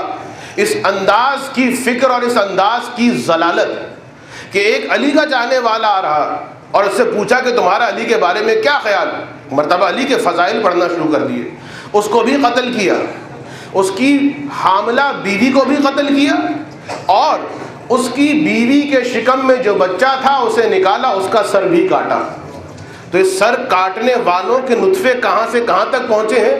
حلیے تو اب سامنے آ ہی گئے ہیں۔ حلیہ خوارج کا کیا ہوگا؟ زیادہ پریشان ہونے کی ضرورت نہیں ہے، بہت حلیہ آپ کو دکھائی دیں گے خوارج جیسے۔ تو یہ سارے سلسلے، ساری چیزیں یقین مانیے اس وقت جو دہشت گردی ہو رہی ہے، واللہ تاریخ اٹھا کے دیکھیے بنی امیہ کی، ایگزیکٹ وہی انداز ہے دہشت گردی کا جو آج ہو رہا ہے۔ تاریخ میں ملتا بصر ابن ارطاد، خاص باڈی گارڈ امیر شام کا، یمن میں ایک ماں کے سامنے دکھا کر اس کے اکلوتے بیٹے کو ذبح کرتا ہے اور اس غم سے وہ ماں پاگل ہو جاتی۔ یہ سارے مناظر اسی بنی امیہ کی حکومت سے ہیں جو آج کے دور میں اس کا بازتاب ہمیں دکھائی دے رہا۔ تو ایک جانب یہ جو شیعہ ان کو تلوار کے ذریعے سے، اور جو بہرحال حامی رہے ہیں علی کے کسی بھی اعتبار سے، انہیں درہم و دینار دکھاؤ، اور اگر درہم و دینار سے ہماری جانب نہ آئے تو پھر ان کی جانب تلوار اٹھانا۔ تو ہمیں دکھائی یہ دیتا ہے، دیکھیے بہت اہم نقطہ ہے عزیزو، بہت اہم نقطہ۔ اکثر جنہوں نے خطوط لکھے تھے وہ ہیں کہ جن کو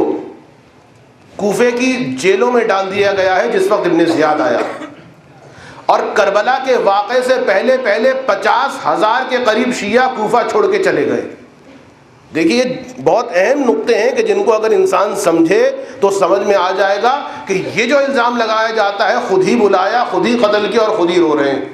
تو یہ ایک کہنے کی بات کہہ دی جاتی ہے اور بعد میں پھر آپ صلح صفائی کرواتے رہے اور جواب دیتے رہے۔ تو میں اپنے موضوع سے کہیں اور نہ چلا جاؤں، ایک جانب یہ، اور دوسری جانب جو انتہائی خطرناک کام رہا، دیکھیے یہ دو اسٹریٹجیز وہ ہیں، امام علی کے دور میں بھی رہیں، امام حسن کے دور میں بھی رہیں، لیکن ایک تیسری اسٹریٹجی انتہائی خطرناک، یہ وہ چیز ہے کہ جس کی وجہ سے امام نے پھر کربلا کو سجایا، اور وہ کیا؟ اب جب حکومت مضبوط ہو گئی، جب اہل بیت کے رنگ کو کم کر دیا گیا، تو اب خطرناک ترین اسٹیپ اپنی اسٹریٹجی کا اسے استعمال کیا گیا۔ میں نے کہا کہ جھوٹی احادیث، جھوٹی روایات، جھوٹے صحابی۔ علامہ مرتضی عسکری نے ایک کتاب لکھی ہے صحابی گری، اور اس میں 150 ایسے راویان حدیث کا نام لکھا ہے، اور تمام مسلمان مورخین، محدثین، رجالیین کی کتابوں سے ثابت کیا ہے کہ یہ 150 افراد کہ جنہیں صحابی کہا جاتا ہے، جن سے فلاں فلاں احادیث اور روایات فلاں فلاں لوگوں کی فضیلت میں موجود ہیں،